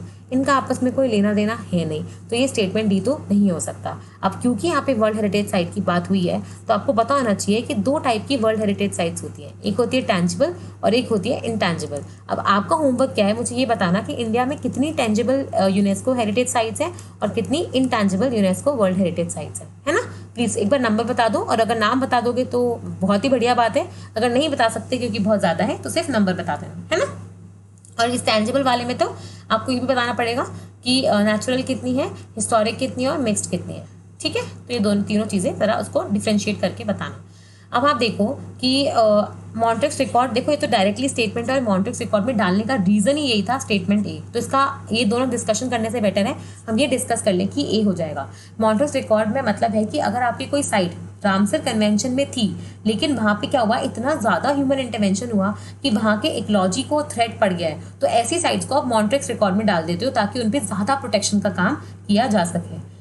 ठीक है, तो ये देख लो, मॉन्ट्रेक्स रिकॉर्ड एक रजिस्टर होता है जो लिस्ट ऑफ वेटलैंड्स जो रमसार के अंदर है उसी के अंदर का एक रजिस्टर है जो कि वहाँ पे बहुत सारे चेंजेस हो रहे हैं जो हो सकता है कि वहाँ की इकोलॉजी को पूरा डिस्ट्रॉय कर दे। ठीक है, और इंडिया में दो हैं मेंशन नाम। ठीक है, अब आपका होमवर्क ये है कि एक्चुअली इंडिया में ना एक और नाम हुआ करता था, जो मैं आपको हिंट दूँ तो एक्चुअली अगर मैं इसका ड्रॉ कर दूँ ग्राफ तो ये कहीं इस जगह पे आएगा। मतलब उड़ीसा की स्टेट में आने वाला एक बहुत ही फेमस जगह थी जो पहले मॉन्ट्रेक्स रिकॉर्ड का पार्ट थी, लेकिन अब वो ठीक हो चुकी है। मतलब वहाँ पे हमने ज़्यादा प्रोटेक्शन मेजर्स लिए तो वो मॉन्ट्रेक्स रिकॉर्ड से बाहर आ गई है। तो ये कौन सी साइट है, इसका नाम ज़रा मुझे बताना, है ना। चलो मैं आपको हिंट दे देती हूँ, उसका नाम सी से शुरू होता है। ठीक है, तो ये रामसर साइट्स है, ये पुराने वाला ही है जो हमने वहाँ पे मेंशन किया था। और आपको प्लीज़ यहाँ पे पता होना चाहिए कि कौन सी स्टेट है जो सबसे ज़्यादा मैक्सिमम है। तो यहाँ पे आपको पता लगेगा कि जम्मू कश्मीर में 4 हैं। ठीक है, वैसे ही आप देखोगे 3 जो है आपको दिखेगा कि जो 3 है वो 3 स्टेट्स में है, जैसे केरला में है, हिमाचल में है और पंजाब में है ना। तो इसलिए मैं बोल रही हूँ कि कन्फ्यूजन मत करना और ये याद करके रखना कि मैक्सिमम नंबर ऑफ ये रमसार साइट्स कहाँ पे आते हैं। लेकिन अभी की जो लिस्ट आई है ये तो पुरानी वाली लिस्ट है 26 वाली, लेकिन अब जो हमारे पास 37 जो हुए हैं उसमें आप देखना एक दूसरी स्टेट है जिसने ओवरटेक कर लिया जम्मू एंड कश्मीर को। आप मुझे बताना ज़रा वो कौन सी स्टेट्स है, वहाँ पे कितने साइट्स आए हैं, कितने रामसर साइट्स वहाँ पे डिक्लेयर हुए हैं और टोटल मिला के अब कितने हो गए। ठीक है, अब हम बात करते हैं 2014 में आए हुए क्वेश्चन की। ये बात करता है कंजर्वेशन ऑर्गेनाइजेशन, जो कि बात है वेटलैंड्स इंटरनेशनल की। तो हमने इस चैप्टर में रामसर की बात कर ली, हमने वर्ल्ड लाइफ इंटरनेशनल की बात कर ली, कंजर्वेशन इंटरनेशनल की बात कर ली, ठीक है, हमने ट्रैफिक की बात कर ली, साइट्स की बात कर ली, IUCN की बात कर ली, है ना। अब हम बात करेंगे वेटलैंड्स इंटरनेशनल की, ठीक है, और BNHS की भी बात कर ली थी। तो अब हम बात करेंगे वेटलैंड्स इंटरनेशनल की। तो वेटलैंड्स इंटरनेशनल के बारे में आपको थोड़ा बहुत आइडिया होना चाहिए, क्योंकि इसका एक सर्वे होता है जिसमें इंडिया भी पार्टिसिपेट करता है ना।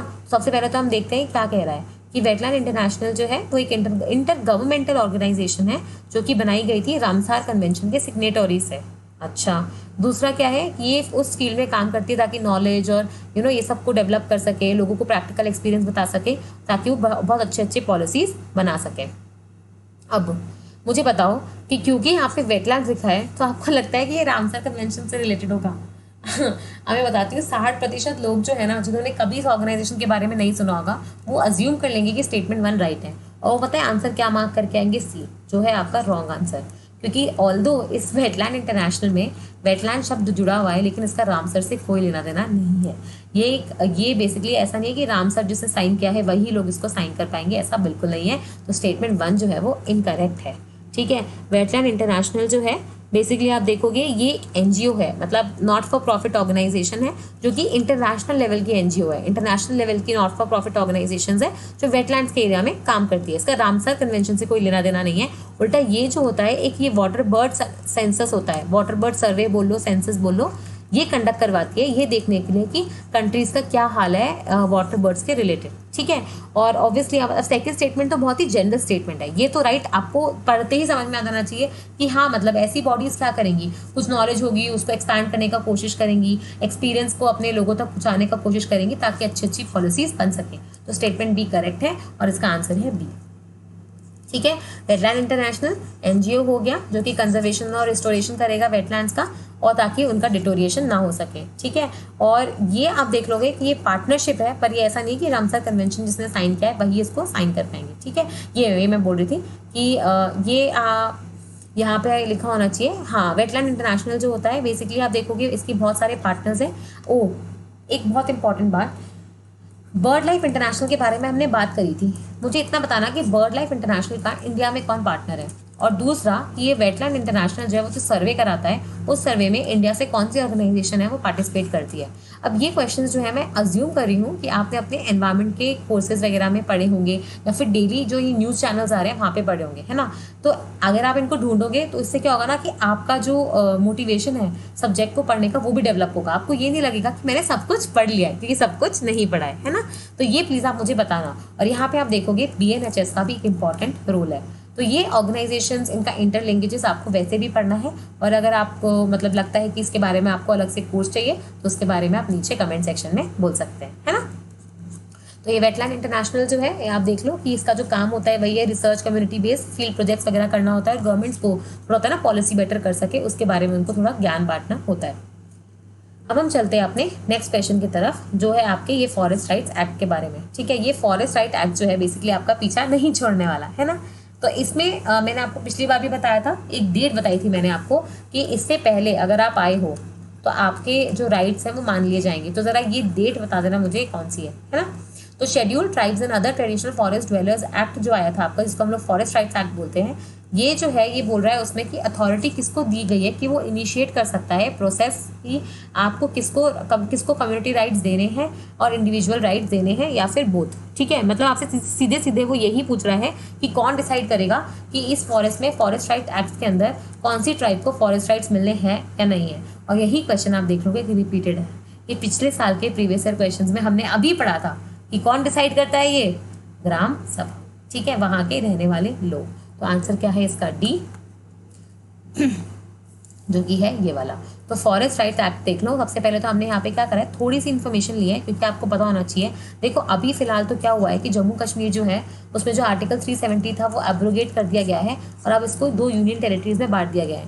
और अब कोशिश की जा रही है कि जो भी लॉज थे जो पहले एप्लीकेबल नहीं थे जम्मू कश्मीर में, अब वो सब एप्लीकेबल होंगे।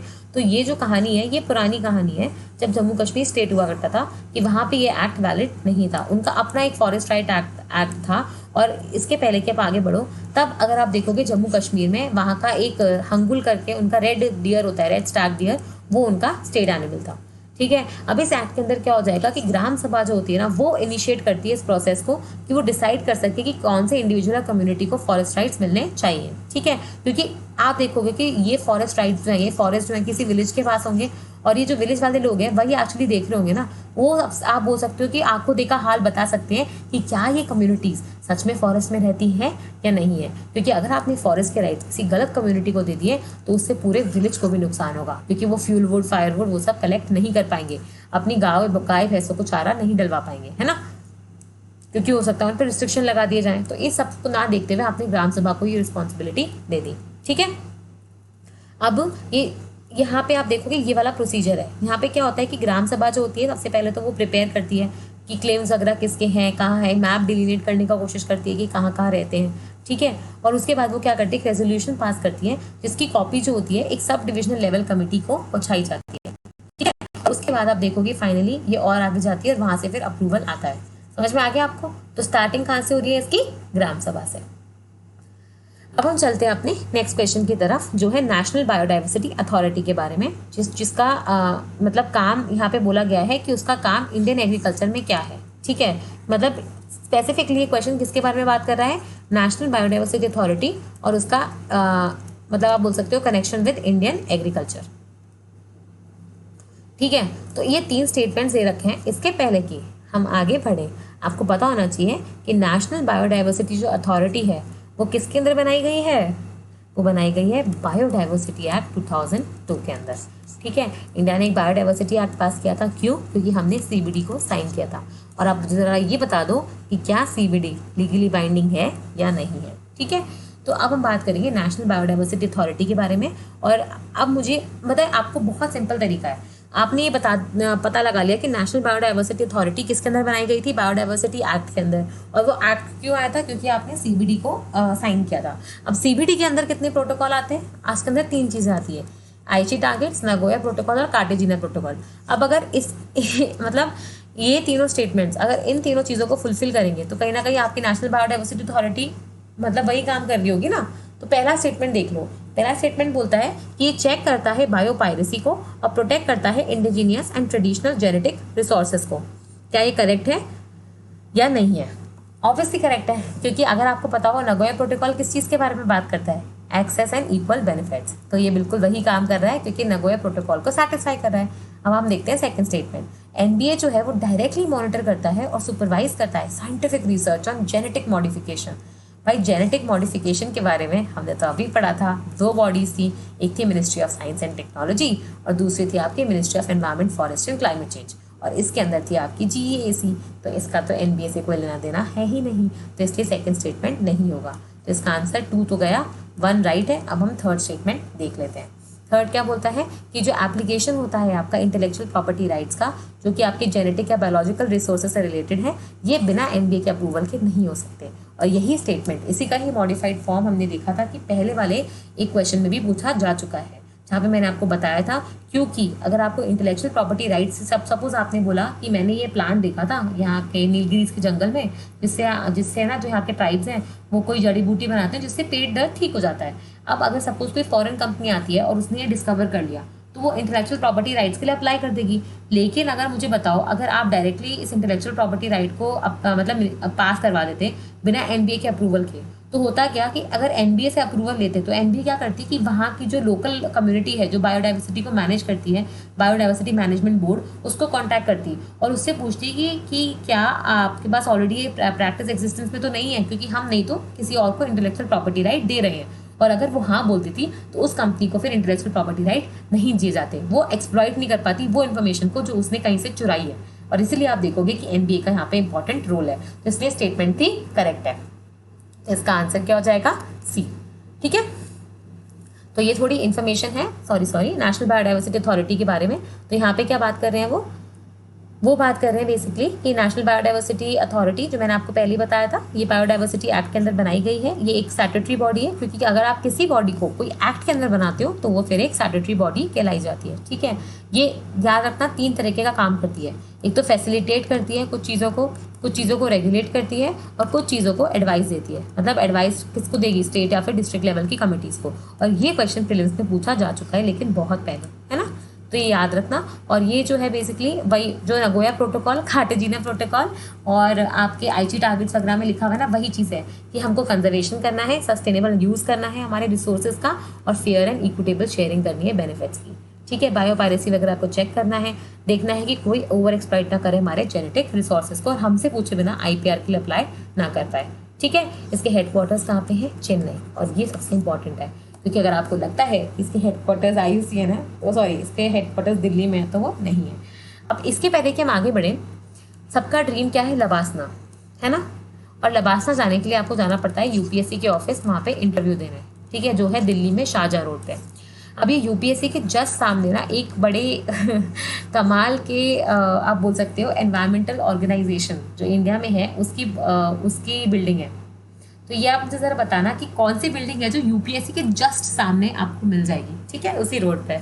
तो ये आपके लिए थोड़ा इंटरेस्टिंग क्वेश्चन है। फिर हम चलते हैं अपने नेक्स्ट क्वेश्चन की तरफ।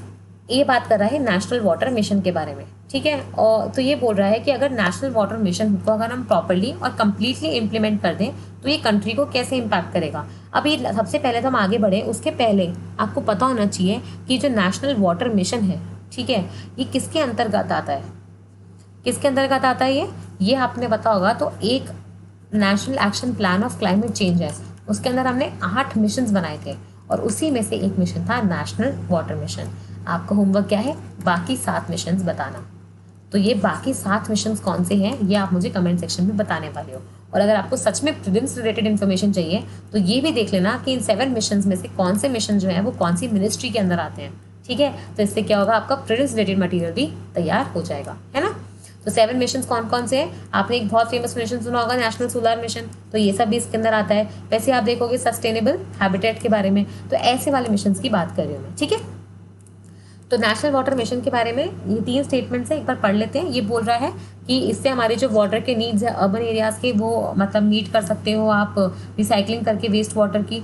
दूसरा बोल रहा है कि जो वाटर के रिक्वायरमेंट्स है कोस्टल सिटीज़ के, ठीक है, जिनके पास ऑल्टरनेट सोर्सेज नहीं है वाटर के, वो बेसिकली आप इससे पूरी कर पाओगे अप्रोप्रिएट टेक्नोलॉजीज़ वगैरह को इम्प्लीमेंट करके, ताकि आप ओशन वाटर को यूज़ कर सको। तीसरा बोल रहा है कि जितनी भी हिमालयन रिवर्स हैं जो वहाँ से ओरिजिनेट हो रही हैं, उनको लिंक कर दिया जाएगा पेनिनसुलर रिवर्स है। Oh my God.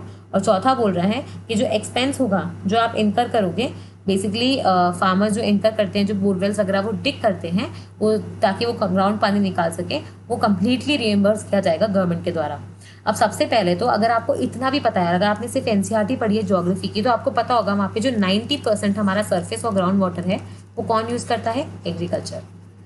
और हमको पता है कि एग्रीकल्चर में जो ये रैम्पेंट मिसयूज हो रहा है वाटर का, वो इसलिए हो रहा है क्योंकि हर फार्मर ने अपने खेत में क्या बना लिया है? बोरवेल। ठीक है, तो इसका मतलब क्या है कि आप वो रोकने की कोशिश कर रहे हो, आप उल्टा फार्मर्स को माइक्रो इरिगेशन टेक्निक्स दे रहे हो, ड्रिप इरिगेशन, स्प्रिंकलर इरिगेशन, तो आप उनके बोरवेल का पैसा क्यों वापस करोगे? अगर ये कर दिया तो हो गया कल्याण, सारा ग्राउंड वाटर साफ हो जाएगा। तो स्टेटमेंट 4 जो डेफिनेटली इनकरेक्ट है। तो C और D तो वैसे भी आपका ऑप्शन से बाहर चला गया। तो अब आपको इतना तो पता लग गया कि स्टेटमेंट 1 को तो राइट होना ही पड़ेगा। अब बस रह गई है स्टेटमेंट 2 की बात, है ना। और वैसे भी स्टेटमेंट 3 पढ़ के तो सुनो, आप क्या कह रहा था? All the reverse. आपको पता है हिमालय से ऑलमोस्ट 250 मतलब 150 से ज़्यादा ही रिवर्स ओरिजिनेट होती हैं, तो आप सबको पेनिनसुलर रिवर से कैसे लिंक कर सकते हो? तो ये तो वैसे भी बहुत ही अब्सर्ड स्टेटमेंट था। तो थर्ड तो है नहीं। अब सेकंड स्टेटमेंट पढ़ लो। ये बोल रहा है कि जो वाटर रिक्वायरमेंट है हमारी कोस्टल सिटीज़ की, उन सबको भी मीट किया जाएगा, क्योंकि ताकि हम अप्रोप्रिएट टेक्नोलॉजीज ला सकें जिससे हम लोग ओशन वाटर को यूज़ कर सकें। और आजकल जो एक नया कॉन्सेप्ट आपने सुना होगा वो चल रहा है डीसैलिनाइजेशन प्लांट्स का। अगर आपको पता होगा कि तो लक्षद्वीप जो हमारे आइलैंड्स हैं, वहाँ पे सरकार ने अभी डीसैलिनाइजेशन प्लांट लगाने की बात करी थी। डीसैलिनाइजेशन प्लांट मतलब क्या होता है? ये बेसिकली आपके रिवर्स ऑस्मोसिस टेक्निक पे काम करता है, ताकि ये जो पानी है, जो समुद्र का पानी है, जो खारा पानी है, जिसमें आप देखोगे 35 ppm तक का आपको सॉल्ट मिलता है, उसको बेसिकली कम करेगा और सॉल्ट्स निकाल के उसको डीसैलिनाइज करके उस पानी को पीने योग्य बना देगा। ठीक है, तो ये टेक्निक जो है आपको पता होगा एक हमारा डीप ओशन मिशन भी है। ठीक है। ये ज़रा डीप ओशन मिशन जो है ये करंट अफेयर्स का पार्ट है, ये एक्चुअली एनवायरनमेंट का सच पार्ट नहीं है। तो आप मुझे बताने वाले हो डीप ओशन मिशन में हमने क्या क्या चीज़ों के बारे में बात करी है, क्योंकि इसमें हमने ना बहुत अच्छी चीज़ों के बारे में बात करी है। हमने ये भी बोला है कि हम एक ऐसा वेसल बनाएंगे जो बेसिकली समुद्र में 6000 मीटर तक नीचे जा सकता है और वहाँ पर थोड़ा एक्सपेरिमेंट्स वगैरह भी कैरी ऑन कर सकता है। तो ऐसी ऐसी आप बोलते हो ना इनोवेटिव एकदम ना सुनने वाली चीज़ों के बारे में बात करिए, तो ये आप थोड़ा एक बार पढ़ लेना, है ना। तो ये स्टेटमेंट जो है वो बिल्कुल करेक्ट है, इसका आंसर क्या हो गया, बी। ठीक है। तो जो नेशनल वाटर मिशन है इसमें सबसे पहले तो आपको पता होना चाहिए इस वाटर मिशन में क्या क्या कहा गया था, और क्योंकि वाटर मिशन पूछा जा चुका है तो बाकी 7 मिशन आपके लिए ऑटोमेटिकली इंपॉर्टेंट हो जाते हैं। ठीक है। तो ये बेसिकली ऑब्वियसली वाटर जो है हमारे लिए बहुत इंपॉर्टेंट कमोडिटी है, और मैं थोड़ा यहाँ पे आपको एक स्टैट दे देती हूँ जो आप कहीं भी लिख सकते हो, जो आपके आंसर्स को भी और आपके प्रीलिम्स के रिलेटेड इन्फॉर्मेशन को भी बहुत अच्छा बनाएगा। तो अगर मैं यहाँ पे वाटर अवेलेबिलिटी का चार्ट बनाऊँ जो कि पर कैपिटा अवेलेबल है, ठीक है, मतलब पर कैपिटा मतलब हर बंदे को अवेलेबल है, और यहाँ पे उसका मतलब न्यूमेरिकल स्ट्रेंथ मार्क करूँ, तो आपको 2 3 4 नंबर याद होने चाहिए। एक है आपका 1000 का फिगर, एक है आपका 1700 मीटर क्यूब पर ईयर का, और एक है आपका 1000 मीटर क्यूब पर ईयर का, और 1 मीटर क्यूब जो होता है उसमें होते हैं 1000 लीटर। तो ये आपको एक कन्वर्जन पता होना चाहिए। ठीक है। तो अब आप यहाँ पे देखोगे कि इंडिया जो है उसमें अभी जो हम जो है हमारे यहाँ पे 1500 मीटर क्यूब का पानी है अवेलेबल एक बंदे को पर ईयर। तो हम जो है कौन सी कैटेगरी में आते हैं, हम कैटेगरी में आते हैं वाटर स्ट्रेस। और जैसे ही हमारी ये पर कैपिटल अवेलेबिलिटी 1000 से कम हो जाएगी तो हम पहुंच जाएंगे वाटर स्कार्स वाले रीजन में। ठीक है। और ये 1700 के ऊपर तो आपका सरप्लस होता है। तो आप देखोगे इंडिया में कभी 5000 जो था वो अवेलेबल हुआ करता था, जो आज 1500 पे पहुंच गया, और ऐसा बोला जा रहा है कि कई कई जगह पे ऑलरेडी 800 हो चुका है। लेकिन अगर नेशनल एवरेज देखें तो अभी भी 1500 है, और धीरे धीरे अगर हम 1000 से नीचे पहुंच गए तो स्कार्सिटी वाली सिचुएशन में आ जाएंगे। तो ये एक्चुअली इस बार की यूपीएससी मेंस में पूछा गया था 2019 के, तो इसलिए मैं आपसे एक बार इन्फॉर्मेशन शेयर कर रही हूँ। ठीक है। अभी जो वाटर मिशन है इसमें आपको ऑब्वियसली वाटर जो नीड्स है आपके अर्बन एरियाज़ की, क्योंकि आपको पता होगा कि इंडिया में अभी 30% जो है अर्बन पॉपुलेशन है, 30% पॉपुलेशन अर्बन एरियाज़ में रहती है, या फिर अर्बनाइजेशन अभी 30% है, जो 2050 तक 50% हो जाएगा। मतलब फिर क्या होगा, 50% जनता आपकी अर्बन एरिया में और 50% जनता आपकी रूरल एरिया में रहेगी। तो जो वाटर रिक्वायरमेंट है आपकी कोस्टल सिटीज़ के उसके बारे में बात करता है। यहाँ पे कोई इंटरलिंकिंग के बारे में बात नहीं की गई है। ठीक है। लेकिन इंटरलिंकिंग की बात अब आपको मुझे बताना है, एक 2 चीज़ें हैं, एक तो है नेशनल वाटर मिशन और एक है आपका नेशनल वाटर पॉलिसी। ठीक है। तो आपको पता होगा एक वाटर पॉलिसी आई थी 2012 में, और एक हम नई वाटर पॉलिसी लाने की कोशिश कर रहे थे 2019 में। तो जो 2012 की पॉलिसी है इसमें कुछ इंपॉर्टेंट पॉइंट्स दिए गए थे, जैसे आपने बोला था कि जो पानी लोग यूज़ कर रहे हैं उसका उनको चार्ज करना चाहिए, और जितना यूज़ कर रहे हैं उसके हिसाब से चार्ज होना चाहिए। आपको वाटर यूज़र एसोसिएशन में आने चाहिए, जो वहीं के लोकल लोग होंगे जो इस वाटर को मॉनिटर करने की कोशिश करेंगे, पोल्यूशन वगैरह कम करने की कोशिश की है ना। और यहाँ पे आप देखोगे मुझे आपको इतनी चीज़ बतानी है, एक चीज़ का आंसर देना है कि क्या इस नेशनल वाटर पॉलिसी में जो 2012 में आई थी इसमें इंटरलिंकिंग के बारे में बात करी गई थी या फिर नहीं करी गई थी, और वो कौन सा प्रोजेक्ट है जहाँ पे हम basically interlinking of reverse carry on कर रहे हैं। और मैं आपसे क्यों पूछ रही हूँ, क्योंकि 2017 के मेंस में पूछा गया था इंटरलिंकिंग ऑफ रिवर्स के बारे में, उसके प्रोज एंड कॉन्स, और ये प्रोजेक्ट के बारे में जो हमारा इंटरलिंकिंग मिशन का प्रोजेक्ट है। तो इसमें फिर आपको थोड़ा मेंशन करना पड़ेगा कि आप हिमालयन रिवर्स को पेनिनसुलर रिवर से कनेक्ट करे हो, लेकिन सारी नहीं, आपने 30 रिवर्स को बेसिकली यहाँ पे इंटरलिंक करने का प्रॉमिस किया है। ठीक है। और फिर आप बताने वाले थे कि इसमें कुछ एग्जांपल दे देते हैं आप कि जहाँ पे, क्योंकि आप अज्यूम करते हो कि पेनिनसुलर रिवर्स क्या है, सीजनल है, और हिमालयन रिवर्स क्या है आपकी बेसिकली पूरे टाइम फ्लो करती है, तो इनमें हमेशा सरप्लस रहेगा और इनमें हमेशा डेफिसिट रहेगा। तो अगर मैं यहाँ से यहाँ पानी शिफ्ट कर दूँ तो मैं इरिगेशन की, ड्रिंकिंग वाटर की, एग्रीकल्चर की, मैन्युफैक्चरिंग इंडस्ट्रीज की कितनी सारी इवन फ्लड्स एंड ड्रॉट की सिचुएशन को एलिमिनेट कर सकती हूँ। और इवन अगर मैं कनेक्ट करूँगी तो मैं कोई कैनाल या कोई नदी बनाऊंगी आर्टिफिशियल, और उसकी वजह से क्या होगा कि मेरे पास एक इनलैंड वाटरवे का स्रोत भी बन जाएगा। ठीक है। तो ये थोड़ा इंटरलिंकिंग के बारे में आपको पता होना चाहिए। तो और अभी ये नमामि गंगे तो आपको पता ही होगा, विरल धारा, स्वच्छ किनारा, ये सब है ना। और अभी आपको पता होगा कि हमारे यहाँ पे क्या बेसिकली जो मिनिस्ट्री ऑफ वाटर रिसोर्सेज थी और मिनिस्ट्री ऑफ ड्रिंकिंग वाटर, उन दोनों को मिला के नया एक मंत्रालय बनाया गया है जिसको जल शक्ति मंत्रालय बोला गया है। और इनके 2 मिशन है, एक है जल ही जीवन मिशन या जल जीवन मिशन, और एक है जल शक्ति अभियान। ठीक है। तो ये दोनों के बारे में आप प्लीज़ थोड़ा पढ़ लेना, ये पिछले साल ही रिलीज हुए हैं और ये आपकी गवर्नमेंट स्कीम्स एंड पॉलिसीज़ का पार्ट है। फिर हम चलते हैं हमारे नेक्स्ट क्वेश्चन की जरा, जो है बेसिकली IUCN के रेड डेटा बुक के बारे में। ठीक है। ये तो हम वैसे भी आपको पढ़ना ही पड़ेगा और ये थोड़ा इंपॉर्टेंट पार्ट भी होता है, तो ये हम एक बार देख लेते हैं। तो ये IUCN की रेड डेटा बुक के बारे में पूछ रहा है। ये पूछ रहा है बेसिकली कि इसमें आपकी क्या क्या चीज़ें होती हैं। पहला कि एंडेमिक प्लांट्स कौन से हैं और एनिमल स्पीशीज़ कौन से हैं जो बायोडाइवर्सिटी हॉटस्पॉट्स में प्रेजेंट है। दूसरा, threaten plant and animal species कौन से हैं। और तीसरा ये पूछ रहा है कि प्रोटेक्टेड साइट्स कौन सी हैं जो कंजर्वेशन ऑफ नेचर के लिए फेमस हैं। अब अगर आप सिर्फ नाम पे जाओगे तो आपको लगेगा स्टेटमेंट 3 राइट है, क्योंकि यहाँ पे भी conservation of nature and natural resources आ रहा है और यहाँ पे भी conservation of nature and natural resources आ रहा है, जो कि गलत है। क्योंकि IUCN जो है वो उसकी जो ये नहीं पूछ रहा कि IUCN क्या करता है, माइंड माय वर्ड, ये स्पेसिफिकली पूछ रहा है कि रेड डेटा बुक क्या करती है। और यही कंफ्यूजन था उस साल काफ़ी बच्चों को, जो बच्चे आंसर मार्क गलत करके आए। उन्होंने एक्चुअली बताया वापस ये फाइल भी किया था, पिटिशन कह के कि इसका आंसर में 3rd होना चाहिए, लेकिन ये गलत है क्योंकि रेड डेटा बुक के बारे में पूछ रहा है, ये IUCN के बारे में नहीं पूछ रहा है। तो रेड डेटा बुक में आप देखोगे ये सिर्फ रेड डेटा बुक जो होता है वो रेड मतलब रेड चीज़ के बारे में इन्फॉर्मेशन दे रहा है। रेड मतलब ये सिर्फ threaten plant and animal species के बारे में इन्फॉर्मेशन दे रहा है और बेसिकली कैटेगराइज कर रहा है एनिमल्स को 9 कैटेगरीज में। जैसे एक्सटिंक्ट हो गया, फिर एक्सटिंक्ट इन वाइल्ड हो गया, फिर क्रिटिकली एंडेंजर्ड हो गया, फिर एंडेंजर्ड हो गया, फिर वल्नरेबल हो गया, फिर नियर थ्रेटेंड हो गया, फिर लीस्ट कंसर्न हो गया, फिर आपका बोल सकते हो कि डेटा डेफिशिएंट हो गया, और फिर हो गया आपका नॉट अकाउंटेड। तो इन कैटेगरीज में वो बांटता है और इसमें से जो क्रिटिकली एंडेंजर्ड और वल्नरेबल, ये तीनों कैटेगरीज को मिला के हम क्या बोलते हैं, threatened plant and animal species. ठीक है, तो ऑब्वियसली इसके बारे में तो इन्फॉर्मेशन दे रहा है और थर्ड स्टेटमेंट है नहीं। तो अगर आप थर्ड स्टेटमेंट को एलिमिनेट कर दोगे तो आंसर वैसे ही पता लग जाएगा आपको, बी है। और याद रखना IUCN जो है उसकी रेड डेटा बुक में आपको एंडेमिक प्लांट्स और एनिमल्स के बारे में नहीं बताते हैं, उसमें सिर्फ आपको उनका स्टेटस बताते हैं। ठीक है, तो ये देख लो यहाँ पे IUCN की रेड लिस्ट के बारे में आपको बता रखा है। और इसके पहले कि आप आगे बढ़ो, आपको पता होना चाहिए कि जो इनकी क्रिटिकली एंडेंजर्ड जो लिस्ट होती है ना एनिमल्स की या प्लांट्स की, वो पता है आपको कौन से पन्नों पे लिखी जाती है, कौन से कलर के, पिंक पन्नों पे। ये ना एक्चुअली किसी स्टेट सर्विस एग्जामिनेशन में पूछा था और बहुत ही इंटरेस्टिंग क्वेश्चन है, क्योंकि हर बंदा इसका आंसर मार्क करके आया था रेड, क्योंकि उनको लगा था क्रिटिकली एंडेंजर्ड मतलब अब तो बस बिल्कुल एंड तक पहुंच गए तो रेडी होगा। आंसर है रॉन्ग, ये था बेसिकली आपका पिंक पेजेस में। ठीक है, तो ये IUCN की रेड डेटा लिस्ट के बारे में थोड़ी थोड़ी इन्फॉर्मेशन है और ये देख लो यहाँ पे एंड में प्लांट और स्पीशीज के बारे में मेंशन नहीं करता है।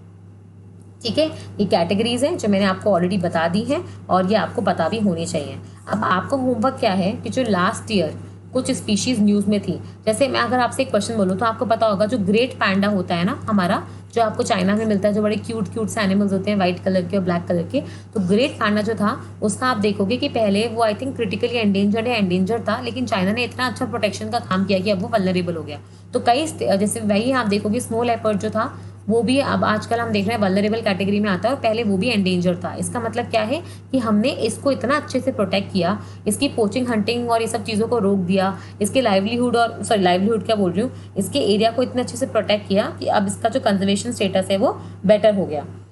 ठीक है, तो फिर आप देखोगे कि इसमें कुछ का स्टेटस इम्प्रूव हुआ है, कुछ वहीं आप देखोगे, जैसे आपको याद है मैंने आपसे बोला था कि केबुल लमजाओ नेशनल पार्क में एक एनिमल मिलता है जो वहाँ का आप बोल सकते हो कि मणिपुर का स्टेट एनिमल भी है, तो वो एनिमल का आप स्टेटस देखोगे डिटोरिएट हुआ है।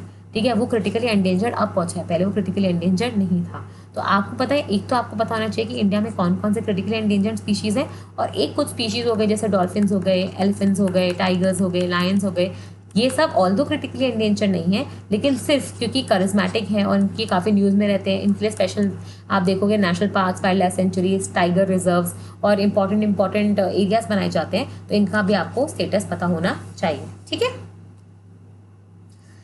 अब हम चलते हैं अपने नेक्स्ट क्वेश्चन की तरफ। तो जो नेक्स्ट क्वेश्चन है वो बात करता है आपसे सेंट्रल एक्ट्स के बारे में। ये बेसिकली 4 एक्ट मेंशन करता है और अब आपसे पूछ रहा है कि अगर आपको अपने कंट्री में बायोडाइवर्सिटी को प्रोटेक्ट करना है, उसको कंजर्व करना है, तो इसमें से कौन से एक्ट जो हैं बेसिकली उनका रेलेवेंस है। ठीक है, इनमें से कौन से एक्ट है जिनको बायोडाइवर्सिटी को प्रोटेक्ट करने में रेलेवेंस है। तो अब आप मुझे बताओ सोच समझ के कि सेंट्रल एक्ट तो आपको दे रखे हैं और इसमें से बोल रहा है कि कौन से बायोडाइवर्सिटी को प्रोटेक्ट करेंगे। तो बायोडाइवर्सिटी मतलब हो गया प्लांट्स एंड एनिमल्स। तो देख के तो आपको लग रहा होगा सिर्फ यार हो सकता है इंडियन फॉरेस्ट एक्ट ही है, क्योंकि इंडियन फॉरेस्ट एक्ट में आप प्लांट्स को प्रोटेक्ट कर रहे हो, तो आपको लग रहा होगा सिर्फ 4 होना चाहिए, लेकिन ऑप्शन देख के समझ में आ रहा है कि अगर 4 है तो 2 और 3 तो है ही, तो अब आप सिर्फ 1 चेक कर लो। 1 क्या बोल रहा है कि import and export control act of 1947। ठीक है, तो इसमें चलो ये import and export control act of 1947 अगर आप देखोगे तो मुझे बताओ कि आपको लगता है बायोडाइवर्सिटी को प्रोटेक्ट करेगा? आंसर है येस, क्योंकि अगर आप कोई इम्पोर्ट या एक्सपोर्ट करते हो किसी एनिमल का तो आपको ये import and export control act लगता है। और यही पता है रीज़न भी था। आपको याद होगा कि इंडिया में एक चीता रीइंट्रोडक्शन प्रोग्राम चालू करने की बात की जा रही थी, जहाँ पे हम चीता इम्पोर्ट करना चाहते थे अफ्रीका से, क्योंकि ऑब्वियसली और कहीं तो आप चीता रही नहीं है ना। तो वहाँ पे आप देखोगे इम्पोर्ट एक्सपोर्ट को लेके काफ़ी ज़्यादा प्रॉब्लम्स चल रही थी, है ना। इसका मतलब है कि चारों की चारों एक्ट्स जो हैं वो कहीं ना कहीं आप देखते हो कि रिलेटेड हैं और बियरिंग रखते हैं बायोडाइवर्सिटी कंजर्वेशन से। तो आंसर है इसका डी। ये एक्चुअली इसका आंसर है डी। ये गलती से यहाँ पे लिख दिया गया है, प्लीज़ इसको करेक्ट कर लीजिए। इसका आंसर क्या है? डी। ओके, क्योंकि यहाँ पे लिखा हुआ भी है कि एक्ट्स जिनमें बायोडाइवर्सिटी कंजर्वेशन के बारे में बात करी गई है उसमें चारों एक्ट्स आते हैं। और MMRDA क्यों आएगा? क्योंकि अगर आप माइनिंग देखोगे तो उन एरियाज में होती है जनरली जो कि डीपली फॉरेस्टेड होते हैं, और डीपली फॉरेस्टेड एरियाज में आपको क्या मिलते हैं? Animals, wild animals and wild plants. ठीक है, तो आंसर इसका करेक्ट कर लेना, स्लाइड में गलत लिखा है, वो है आंसर डी। फिर हम चलते हैं नेक्स्ट क्वेश्चन की तरफ, जो भी आपसे बात करता है रामसर कन्वेंशन के बारे में। और ये बोल रहा है कि इंडिया क्योंकि रामसर कन्वेंशन को साइन कर चुका है तो हमने बहुत सारे रामसर साइट्स डिक्लेयर करे हैं।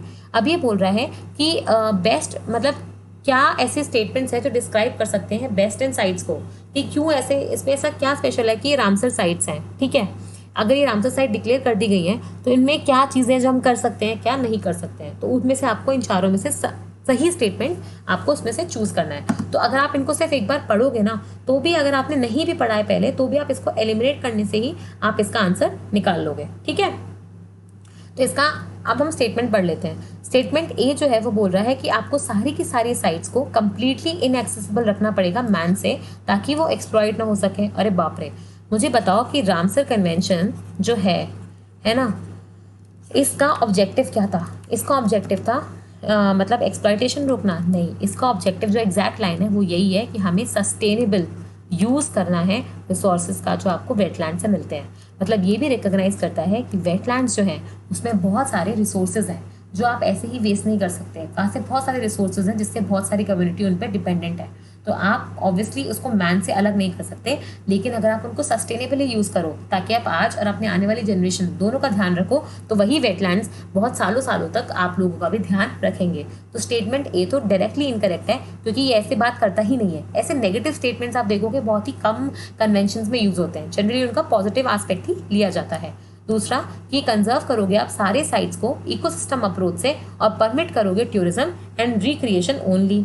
अच्छा, तो फिर आप उनको यूज़ नहीं कर पाओगे क्या? आप वेटलैंड से पानी और फायरवुड और फ्यूलवुड वगैरह नहीं निकाल पाओगे? तो आंसर है गलत, ये भी नहीं होगा, क्योंकि ऑब्वियसली हम बाकी जो कम्युनिटीज़ होंगी लोकल, अगर आपने मैंग्रोव्स को डिक्लेयर कर दिया, क्योंकि मैंग्रोव्स तो वेटलैंड्स है, लेकिन मैंग्रोव से तो आपको ये भी पता है ना कि बहुत सारी चीज़ें निकलती हैं, उसमें फिशिंग हो सकती है, एक्वाकल्चर हो सकता है, तो क्यों नहीं लेंगे हम वहाँ से थोड़ा रिसोर्सेज, है ना। हम ये थोड़ी बोल रहे हैं कि हम एक्सप्लॉइट करेंगे, कि हर आदमी ही ग्रीडी है, ज़रूरी तो नहीं है। फिर सी, कंजर्व करेंगे सारी साइट्स को इकोसिस्टम अप्रोच से उसी पीरियड के लिए जब मतलब विदाउट एक्सप्लॉइटेशन, और कुछ स्पेसिफिक क्राइटेरिया को ध्यान में रखते हुए जो कि हर साइट के लिए डिफरेंट होंगे और जो अलाउ करेंगे सस्टेनेबल यूज़, ताकि फ्यूचर जनरेशन भी कर सके। अब ये इतना बड़ा स्टेटमेंट है, ये करेक्ट हो भी सकता है और नहीं भी हो सकता है। तो पहले हम क्या करेंगे, इसमें डी वाला पार्ट देखेंगे।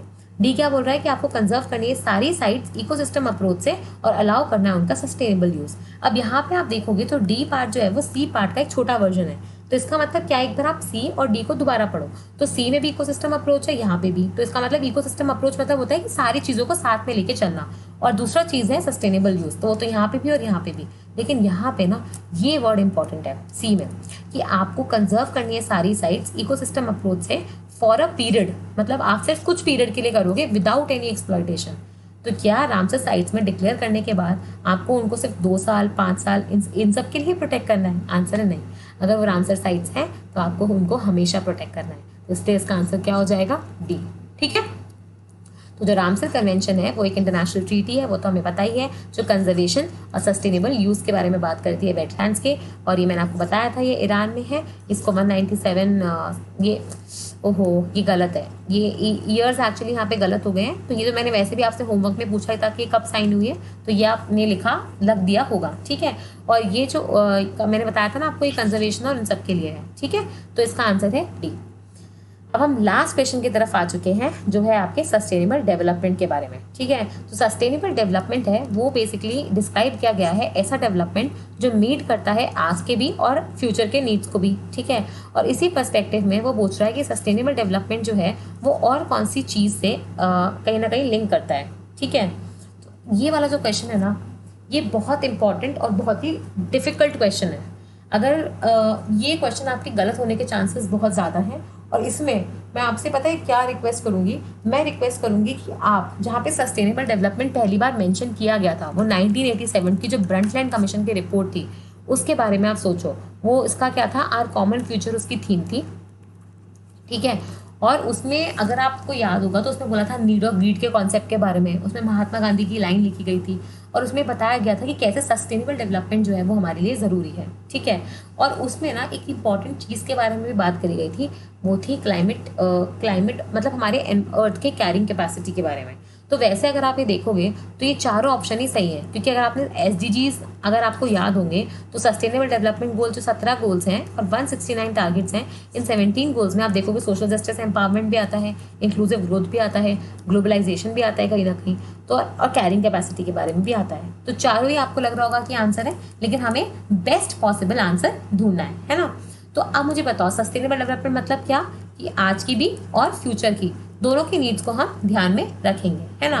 तो अगर हम दोनों की नीड्स को ध्यान में रखेंगे तो हमें क्या पता होना चाहिए कि हमारी अर्थ जो है वो कितने लोगों का ध्यान रख सकती है। क्योंकि अब अगर आपने एक पढ़ा होगा कॉन्सेप्ट जिसको हम लोग बोलते हैं अर्थ ओवरशूट डे, और ये प्लीज़ बहुत इंपॉर्टेंट है, ये पढ़ लेना। आप देखोगे अर्थ ओवरशूट डे पहले नवंबर या दिसंबर में आता था, और एक किस्सा क्या अब अगस्त तक आ चुका है, अगस्त सितंबर तक।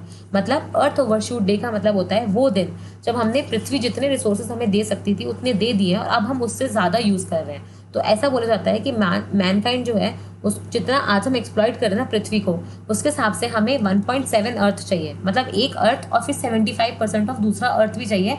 इतने रिसोर्सेज हम यूज़ कर रहे हैं, और अगर हम सिर्फ एक अर्थ यूज़ करें तो हमारा जो कोटा है ना अर्थ के रिसोर्सेज को यूज़ करने का, वो अगस्त में ही खत्म हो जाता है। ठीक है, उसके बाद जो हम यूज़ कर रहे हैं वो तो हम एक्स्ट्रा यूज़ कर रहे हैं, और इसलिए वो सस्टेनेबल डेवलपमेंट का पार्ट नहीं है, क्योंकि आप फिर सस्टेनेबली तो यूज़ कर ही नहीं रहे हो। तो ये जो अर्थ ओवरशूट डे है ये बहुत इंपॉर्टेंट कॉन्सेप्ट है, और मैं बार बार रिपीट कर रही हूँ कि जो क्वेश्चन आए हैं वो तो करने ही है, पर जो आने की संभावना है वो पता होना ज़्यादा ज़रूरी है। ठीक है, तो अर्थ ओवरशूट डे भी बहुत ज़्यादा न्यूज़ में था, और अभी तो आप देखोगे अर्थ डे भी न्यूज़ में था क्योंकि क्वारंटाइन पीरियड है। और अभी आप देखोगे अर्थ डे का इस साल का जो थीम था वो था क्लाइमेट एक्शन के बारे में, है ना। और अर्थ डे का 50 ईयर एनिवर्सरी था ये। 1970 में नेल्सन नाम के एक बंदे थे, उन्होंने स्टार्ट किया था, और उसके बाद जो ये सेलिब्रेशन थे, ठीक है, ये आप देखोगे वर्ल्ड लेवल पे पहुंचे, और अब बहुत सारी कंट्रीज इसको सेलिब्रेट कर रही हैं। तो अर्थ डे हो गया, अर्थ ओवरशूट डे हो गया, फिर क्लाइमेट एक्शन नेटवर्क हो गया, तो ये सब आपको पता होना चाहिए। वैसे ही आपको पता होना चाहिए एनवायरमेंट परफॉर्मेंस इंडेक्स, ठीक है, और climate change performance index. Climate change performance index में आपको पता होना चाहिए कि इंडिया जो है उसकी रैंकिंग इंप्रूव हो गई है, हम 14 से 11 से अभी और भी आगे आ गए हैं। और दूसरी चीज़ कि इसमें जो टॉप 3 पोजीशंस होती हैं वो एम्प्टी होती है, मतलब अगर मैं रैंक लिखती हूँ रैंक 1 2 3 ऐसे, तो 1 2 3 एम्प्टी और 4th नंबर से फिर शुरुआत होती है। आई थिंक स्वीडन या किसी स्कैंडिनेवियन कंट्री यहाँ पे आती है। वैसे आप देखोगे एनवायरमेंट परफॉर्मेंस इंडेक्स में तो हम CCPI में तो अच्छा कर रहे हैं, क्लाइमेट चेंज परफॉर्मेंस इंडेक्स में हम अच्छा कर रहे हैं, लेकिन एनवायरमेंट परफॉर्मेंस इंडेक्स में हम खराब कर रहे हैं, हमारी रैंक जो है वो डिटोरिएट हो रही है। ठीक है, तो ये आपको पता होना चाहिए कि एनवायरमेंट परफॉर्मेंस इंडेक्स कौन निकालता है, CCPI कौन निकालता है, ये सब आपके करंट अफेयर्स रिलेटेड न्यूज़ है। ठीक है, तो ये सब आपको पता होने चाहिए। वैसे ही आपको 2-3 जैसे प्रोटोकॉल हो गए अपने, गॉथेनबर्ग प्रोटोकॉल हो गया, वो सब पता होना चाहिए। तो यार ये सब चीज़ें हैं ना, ये आपके करंट अफेयर्स का पार्ट है। आपको सेपरेट कोर्स चाहिए तो आप एक कमेंट सेक्शन में मेंशन कर सकते हो, क्योंकि हमें फिर लाने का कोशिश करेंगे, लेकिन प्लीज़ मैं रिक्वेस्ट कर रही हूँ कि ये टॉपिक छोड़ के मत जाना, है ना। इसके बारे में जो एटलीस्ट मेंशन किया है उसके बारे में तो पढ़ ही लेना। तो ये लास्ट क्वेश्चन के बारे में आप मुझे बताओ इसका आंसर आपको क्या लगता है। देखो सस्टेनेबल डेवलपमेंट के बारे में बात की जा रही है, यहाँ पे उन्होंने पूरा सस्टेनेबल डेवलपमेंट समझा दिया, और अब आपसे वो पूछ रहे हैं कि सस्टेनेबल डेवलपमेंट को अगर आपको किसी टर्म से रिलेट अगर आपको किसी टर्म से रिलेट करना हो तो आप उसको कौन से टर्म से रिलेट करोगे। तो इसका आंसर पता है क्या होगा, डी, क्योंकि अब आप मेरे स्लाइड ही घुमा दी। तो मुझे ये बताओ, जैसे ये आप हो और ये आपकी फ्यूचर जनरेशन है, ठीक है। अब आपने बोला कि यार मतलब मैं यहाँ पे रिसोर्सेज यूज़ करूँगा और मैं इस तरीके से यूज़ करूँगा ताकि मेरे फ्यूचर जनरेशन को भी मिले। तो ये तो तभी पॉसिबल है ना जब आप उतनी ही रिसोर्सेज यूज़ कर रहे हो जितनी आपकी अर्थ की कैरिंग कैपेसिटी है। अगर आपने उसको ओवरशूट कर दी तो आप चाहे कम रिसोर्सेज यूज़ कर लो, उससे कोई फ़र्क ही नहीं पड़ेगा, क्योंकि आपने ऑलरेडी अर्थ की कैपेसिटी को ओवरशूट कर दिया है और फिर वो आपकी फ्यूचर जनरेशन को कम पड़ेंगे। तो ये जो सस्टेनेबल डेवलपमेंट का कॉन्सेप्ट है ना, वो आपके, आप बोल सकते हो कहीं ना कहीं बहुत ही इंट्रिकेटली लिंक्ड है कि कैरिंग कैपेसिटी से। ठीक है, तो मैं उम्मीद करती हूँ आपको ये समझ में आया होगा। और कैरिंग कैपेसिटी का मतलब क्या होता है कि अर्थ की कितनी क्षमता है कि वो कितने लोगों को झेल सकती है। ठीक है, तो इसी के साथ हमारा जो ये वाला पर्टिकुलर चैप्टर था और लेसन था, ये ख़त्म होता है, और आज का रिवीजन भी। मैं उम्मीद करती हूँ कि मैंने आपके जो थोड़े प्रॉब्लम्स थे स्पीड रिलेटेड, वो थोड़े कम हुए होंगे, क्योंकि मैंने कोशिश करी है कि मैं बहुत ही आराम से कम स्पीड में आपको समझाने की कोशिश करूँ। अगर आपको सच में लगता है कि ये लेक्चर पुराने लेक्चर से बेटर था और इसमें आपको बहुत सारा सीखने को मिला, तो प्लीज़ मुझे मोटिवेट कीजिए और आप कमेंट सेक्शन में ज़रूर लिखिएगा, आंसर ज़रूर लिखिएगा, और जो टॉपिक्स आपको बोलने के लिए, पढ़ने के लिए कहा गया है, उनको भी ज़रूर पढ़िएगा। धन्यवाद।